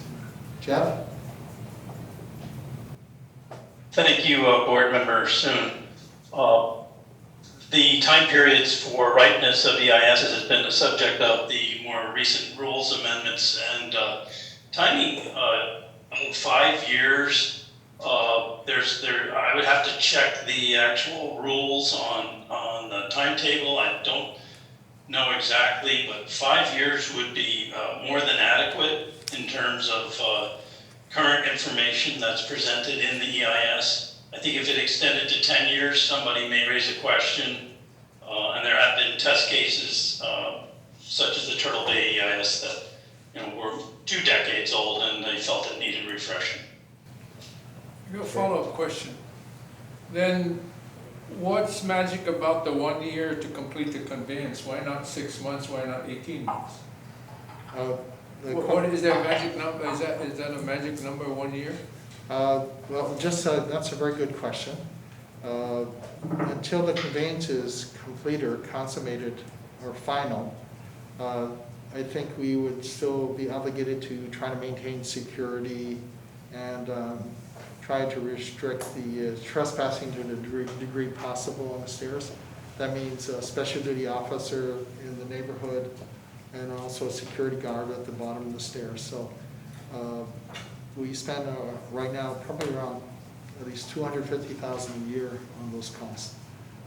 So 1 year would be another cost that we would carry until the stairs is actually transferred. Then the responsibility would rest with the receiver of the property. So the 1 year is not a magic... It's not a magic number.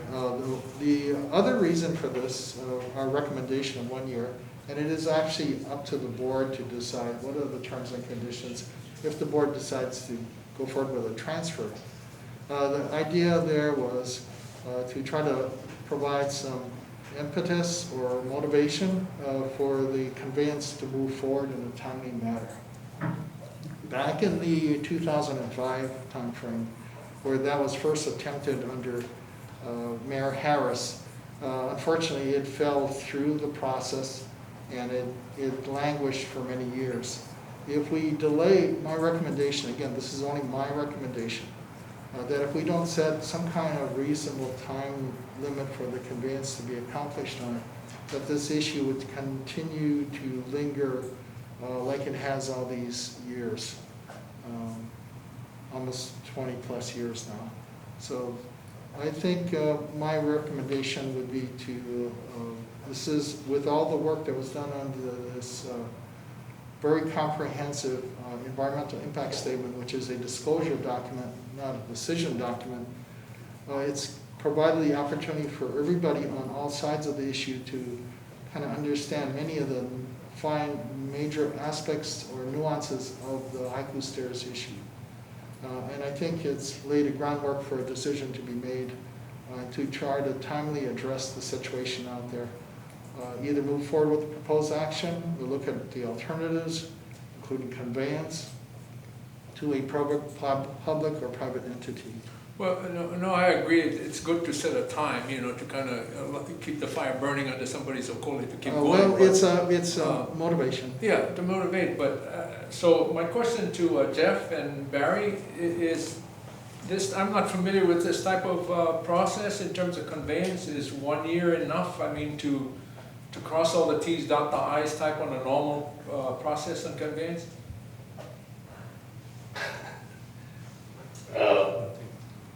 I do not know.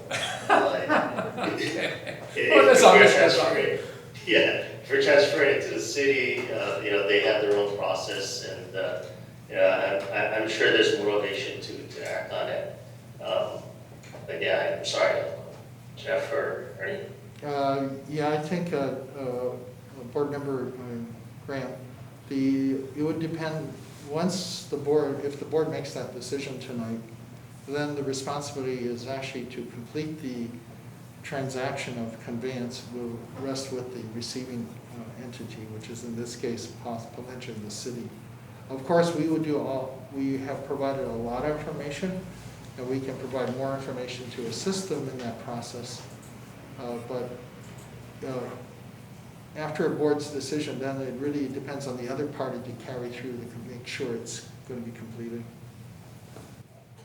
This is Kapua. On that issue, I hear what Board Member Sword is saying. I think it's important to keep the fire burning. I think we also need to be mindful of the timetables that we have. The mayor is very interested in taking position, so we should be mindful of his timetable in office and what we have to work with, as well as, I don't know if other people are looking at the chat, but Councilmember Anderson did press for action within 1 year as well. And so to the degree that that's consideration. But one final thing I'd like to mention is, the testimony from the people in the neighborhood tonight was very impactful for me. I feel for folks who are dealing with trespassers, people climbing through their yards, doing all that kind of stuff.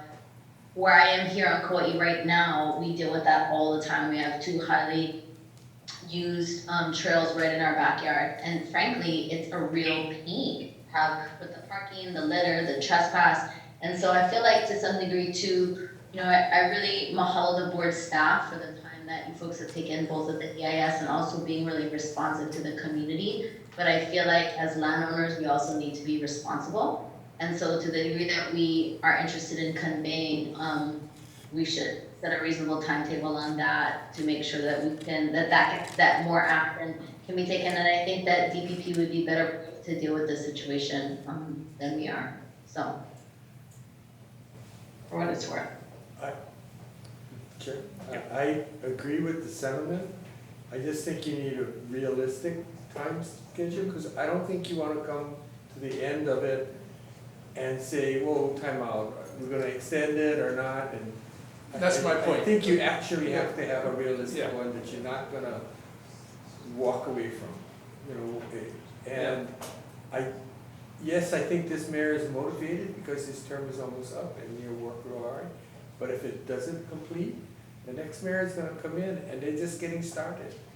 He's not going to be at the top of their agenda, and his 6 months under that mayor going to be enough. I think a little bit more time is more realistic, somewhere in the order of 1.5 years.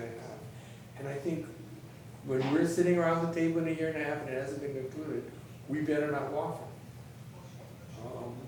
We need to be clear on if we transfer,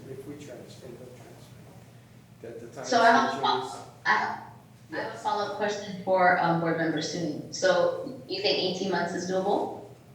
I think 18 months is more doable than 1 year, yes. Okay. In large part because of the uncertainty of, there's going to be a change in administration for sure. Okay. That is a decision of the board on the time frame. Our recommendation is just 1 year, but it's up to the board to determine what's appropriate. And I would probably be entertaining a motion with a deadline or with a time frame in that motion.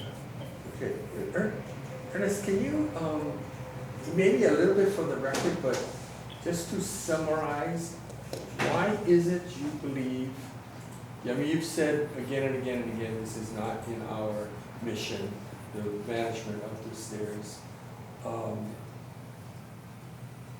Just if I could summarize and help me understand your position. Well, we've been at this probably since, I think almost like around 2012 or 2013 now. So it's been almost 7 years that we've been having to deal with this issue. The Board of Water Supply mission is to provide safe, dependable, and affordable water service to our community.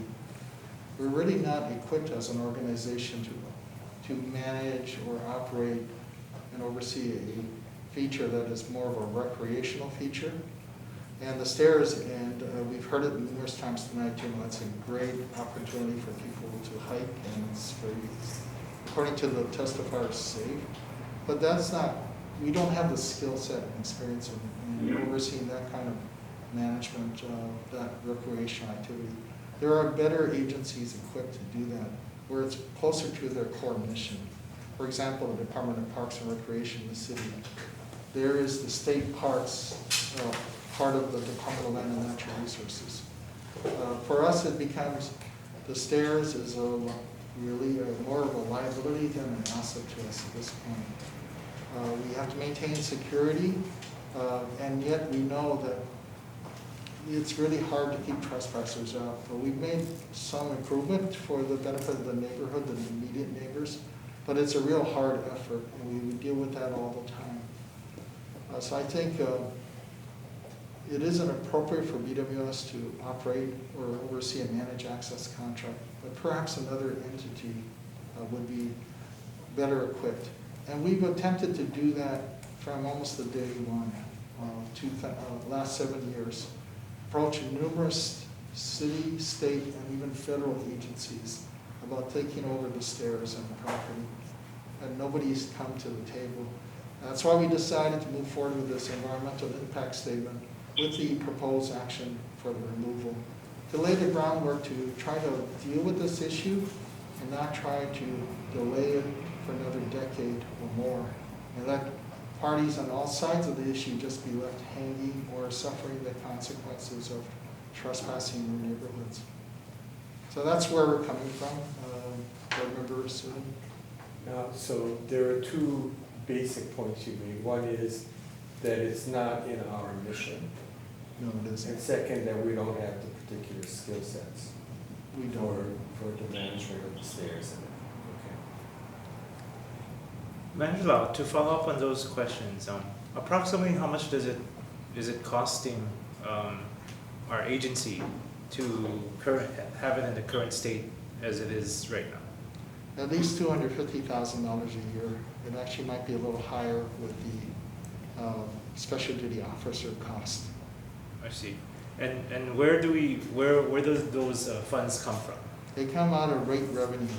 Our So ratepayers. basically, a reminder, and I know, Board, you understand this fully, but for the public that's viewing this meeting, the Board of Water Supply does not use property tax or general excise tax revenue to operate and maintain the island's water systems for our community of almost 1 million people. It is the people paying their water bills, what we call rate revenue from people paying their water bills, that basically pays for the operation, the maintenance, and the improvement of the water systems of the Board of Water Supply.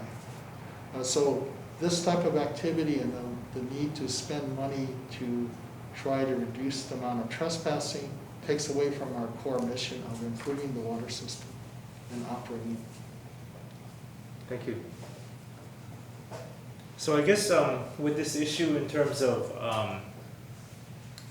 setting a time frame, I guess there is no magic number here. There is no magic time period. I think it's number one, we have to be mindful of the process, especially with the pandemic and how it's kind of reshuffled priorities perhaps.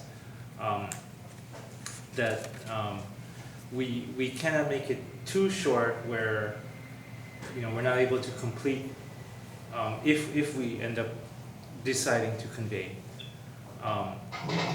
And we cannot make it too long because as Vice Chair Sproat and I certainly feel the neighbors that did testify tonight and what they're going through, it wouldn't be fair to them to drag it out for too long.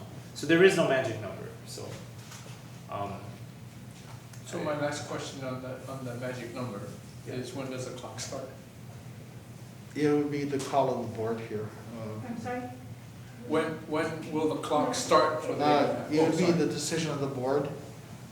From the moment you make a decision, whatever that decision might be, that'd be, in my mind, when the clock actually starts, that we have to follow through with the implementation of the decision of the board. So if we make a decision tonight to convey, then the clock starts today? That would use that Up date. to us. Yeah. Yeah. Plus, No, but that's what I'm saying. whatever time Year plus and a half. today. Okay.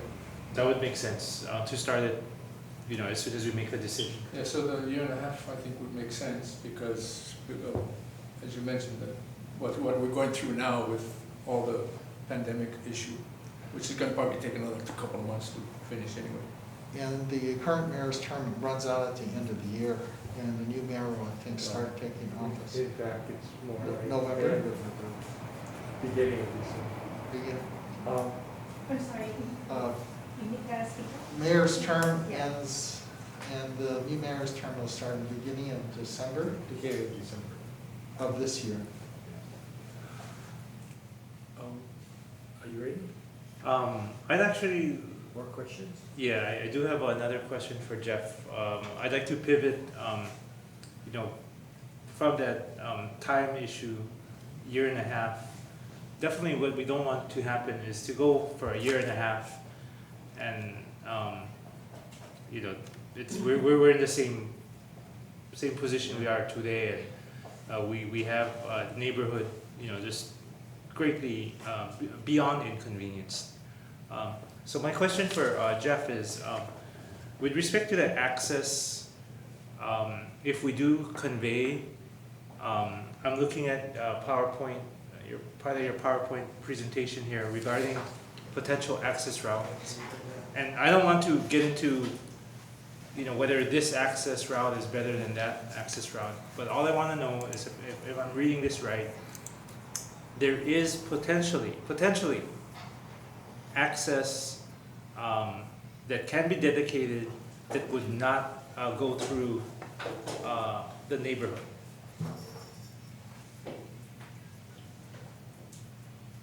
That would traverse completely outside of the neighborhood and would stay out of the neighborhood. That's a possibility. Yes, I'm going to ask Barry maybe to respond to this question. I can help back up Barry if there's further question. The preferred access route is Ocala Street. It does skirt the subdivision there, but it is certainly not as impactful as the Kuneki or Haiku Road or any of the other routes. So it starts from a public right-of-way. The Ocala Street is owned by the state. In that stretch between the state owns the Ocala Street from Keahala to the first homes. By the way, Castle Hills is a private roadway.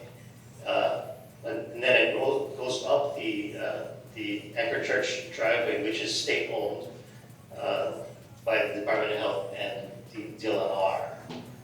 So yeah, it would, this is the least impactful, but we did also design conceptual mitigations such as screening fence for a walkway.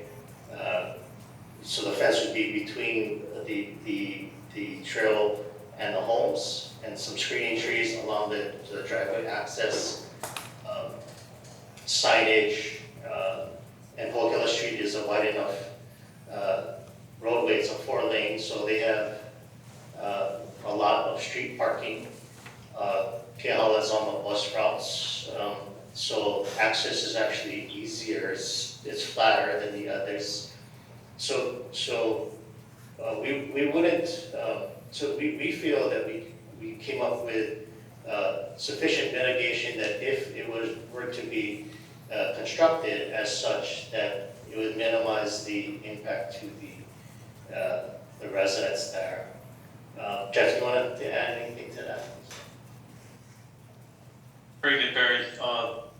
The point that you've raised here about the infrastructure, it doesn't exist elsewhere in the valley here in terms of parking for upwards of 100 vehicles on Ocala.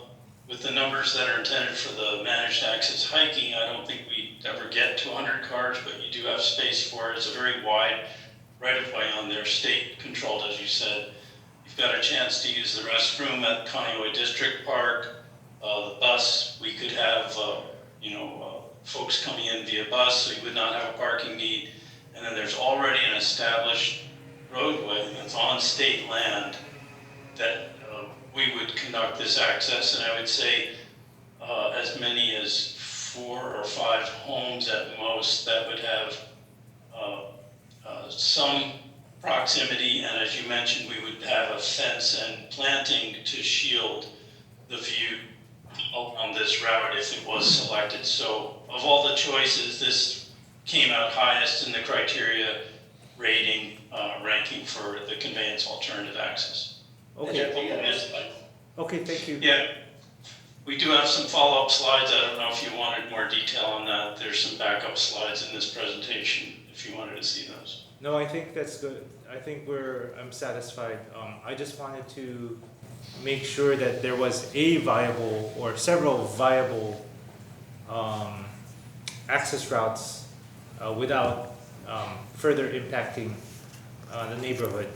Chair, just to make sure it's clear that we did not pursue finalizing these access routes. It'll be the onus on the receiver of the property. That's to correct. pursue the final arrangements with the landowners. That's correct. I just want to make sure that there's a viable alternative, because if there's not, then we're just kicking the can down the road. In our analysis, the Polo Keller route, of all the routes looked at, looked like the most viable. Okay. Can I just point out that more than half the people who wanted to tear down the stairs are from Castle Mills subdivision. So there was a lot of testimony. Actually, they're from the Haiku Village, Koneki Street, Puani Place. But they're Hassel Hills on the electronic submittal, yes. Yeah, that's what I meant. Okay. The electronics. Tonight's testimony was from the other side. Okay. And I do want to reconfirm, and I'm looking at testimony here from the city, that they are interested in taking on the project. So I just wanted to confirm that for the record. Okay, any further discussion, members?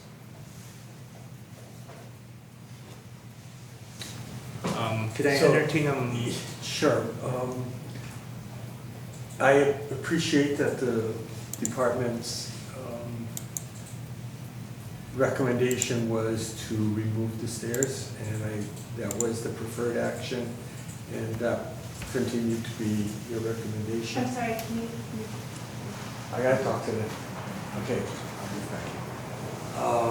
I appreciate that the recommendation of the department is to remove the stairs. But for many reasons, I don't even believe that decision should rest with us. I think it should rest with people who are elected to make policy decisions, but that's somewhat besides the point. We do have the stairs in our portfolio, and so my motion is that we convey the stairs and the lands beneath them to the city and county of Honolulu, and have a conditional time frame to culminate that transfer of 18 months. After which, if the transfer has not been completed, we will proceed with the original proposal. You will proceed with? The original proposal.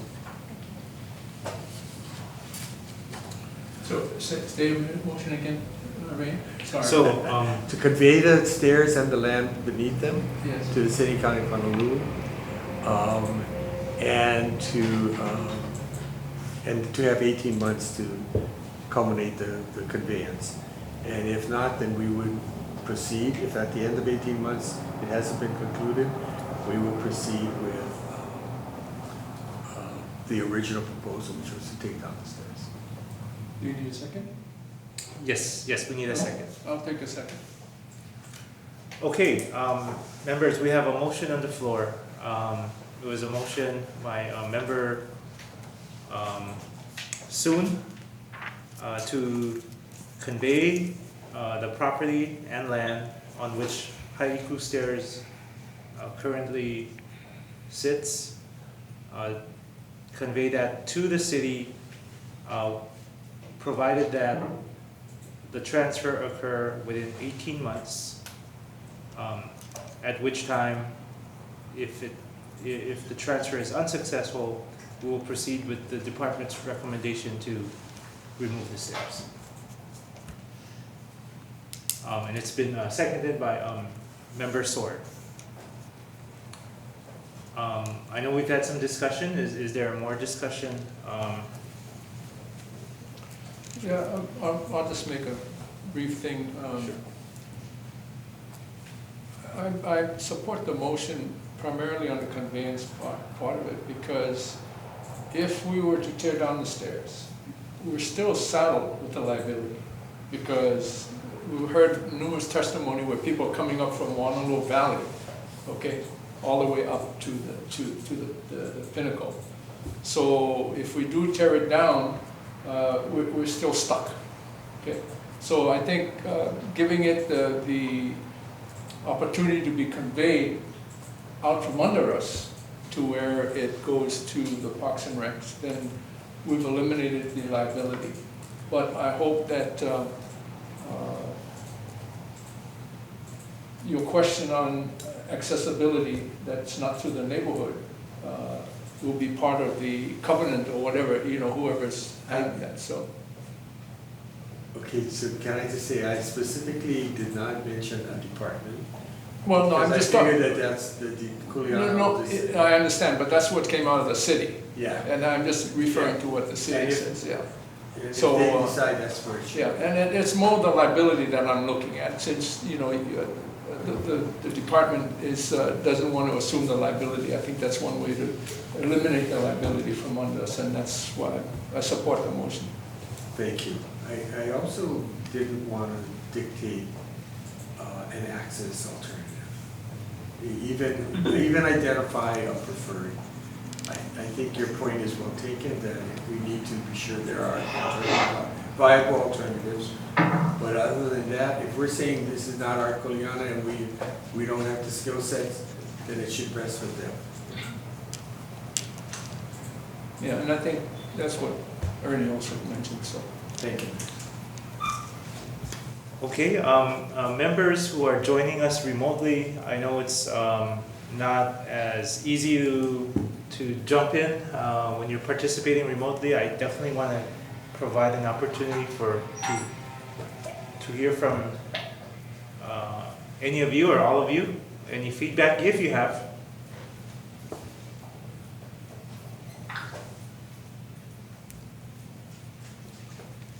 Okay, well, hearing none, this is certainly a significant and difficult decision where we're having to balance competing interests, like anything else in government. And I did neglect to update you folks on the status of the testifiers that have testified on this issue. So tonight, we received 95 written testimony via email and otherwise in support of keeping Haiku Stairs. Another 28 that testified either through video conference or by telephone, also in favor of keeping Haiku Stairs. And so the total testimony that we received thus far, these are not firm numbers because I'm pretty sure we're going to receive some testimony probably even as we speak or even later. The total I have in favor of keeping Haiku Stairs is 3,639. Now tonight we did hear from many residents in the neighborhood, very emphatic. 29 urging us to remove Haiku Stairs. Another 9 by telephone or video conference, also voting to or urging us to remove Haiku Stairs. Along with the 142 that we received prior to today. That's a total of 180 testifiers for the removal of Haiku Stairs. So the numbers notwithstanding, certainly what we heard tonight from the neighborhood, people in the neighborhood that are adversely affected, is loud and clear. and there needs to be an endpoint in this saga. And I'm glad that we're entertaining a motion with that endpoint, which I know might seem very far away, but it is an endpoint. And that we have a viable, there are, from what I understand, viable alternatives in terms of access, as well as the city and county of Honolulu that has expressed interest in this project. And so with everything considered, I am in support of the motion as well. Chairman Diana, can I add something really quickly? Absolutely. Mahalo for sharing the statistics. I think it was really helpful. I do really want to mahalo all the people who took time to send in testimony, who came down physically to our Veritania headquarters, and for all of those who waited online for the phone to be able to testify. And I also really want to mahalo our staff who went through tremendous hurdles. I think, when we were first talking about having a meaningful public hearing, given the importance of this issue and its significance to so many people, I was concerned about our ability to be able to do that in a meaningful way. And I think we were able to accomplish that. And I really want to mahalo the staff for making that possible, for coming in, for being upstairs and downstairs and on the phone and everything, as well as all of the people who helped throughout this EIS process. So, and I also want to thank the board. It's been very helpful to be able to talk through these issues together and come to resolution as a group. So mahalo to everyone. Thank you, Vice Chair Sproul. Can I just add to that? I've been impressed that our staff has been so efficient and hardworking. We have not missed a single meeting during this pandemic, and that's been difficult for them. We haven't missed any meetings, and the public has had their opportunity to speak. And thank you. Chair, if I could just acknowledge it's the team effort, a lot of hard work here from everybody. So mahalo. And we've practiced all the best practices in social distancing, no more than 10 in a row, 6 feet from each other, and everything else. So, Mr. Chair, I call for the question. Okay, if there is no further discussion, I will turn it over to Didi to do a roll call vote.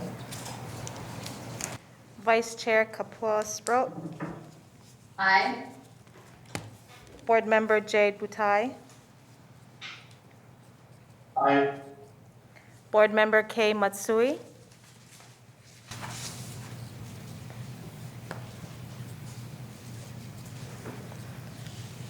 Board Member Ross Sasamora.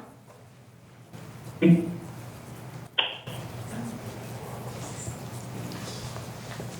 that an aye? Was that an aye?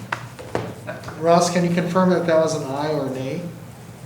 Aye, yes. Board Member Ray Soon. Aye. Board Member Max Sword. Aye. Chair Brian Endaya. Aye. Board Member Kei Matsui. Aye. 11 for the motion, 0 against the motion. Chair, motion passes unanimous. Oh, I'm sorry. 7. Excuse me. No, we don't have a limit on numbers, yeah. 7 for the motion, 0 against the motion. Chair, motion passes unanimously. Thank you very much. Motion passes. Mahalo, Didi. And mahalo, board members. And a big mahalo to all the community members that took the time to testify tonight. You are all an important part of this process.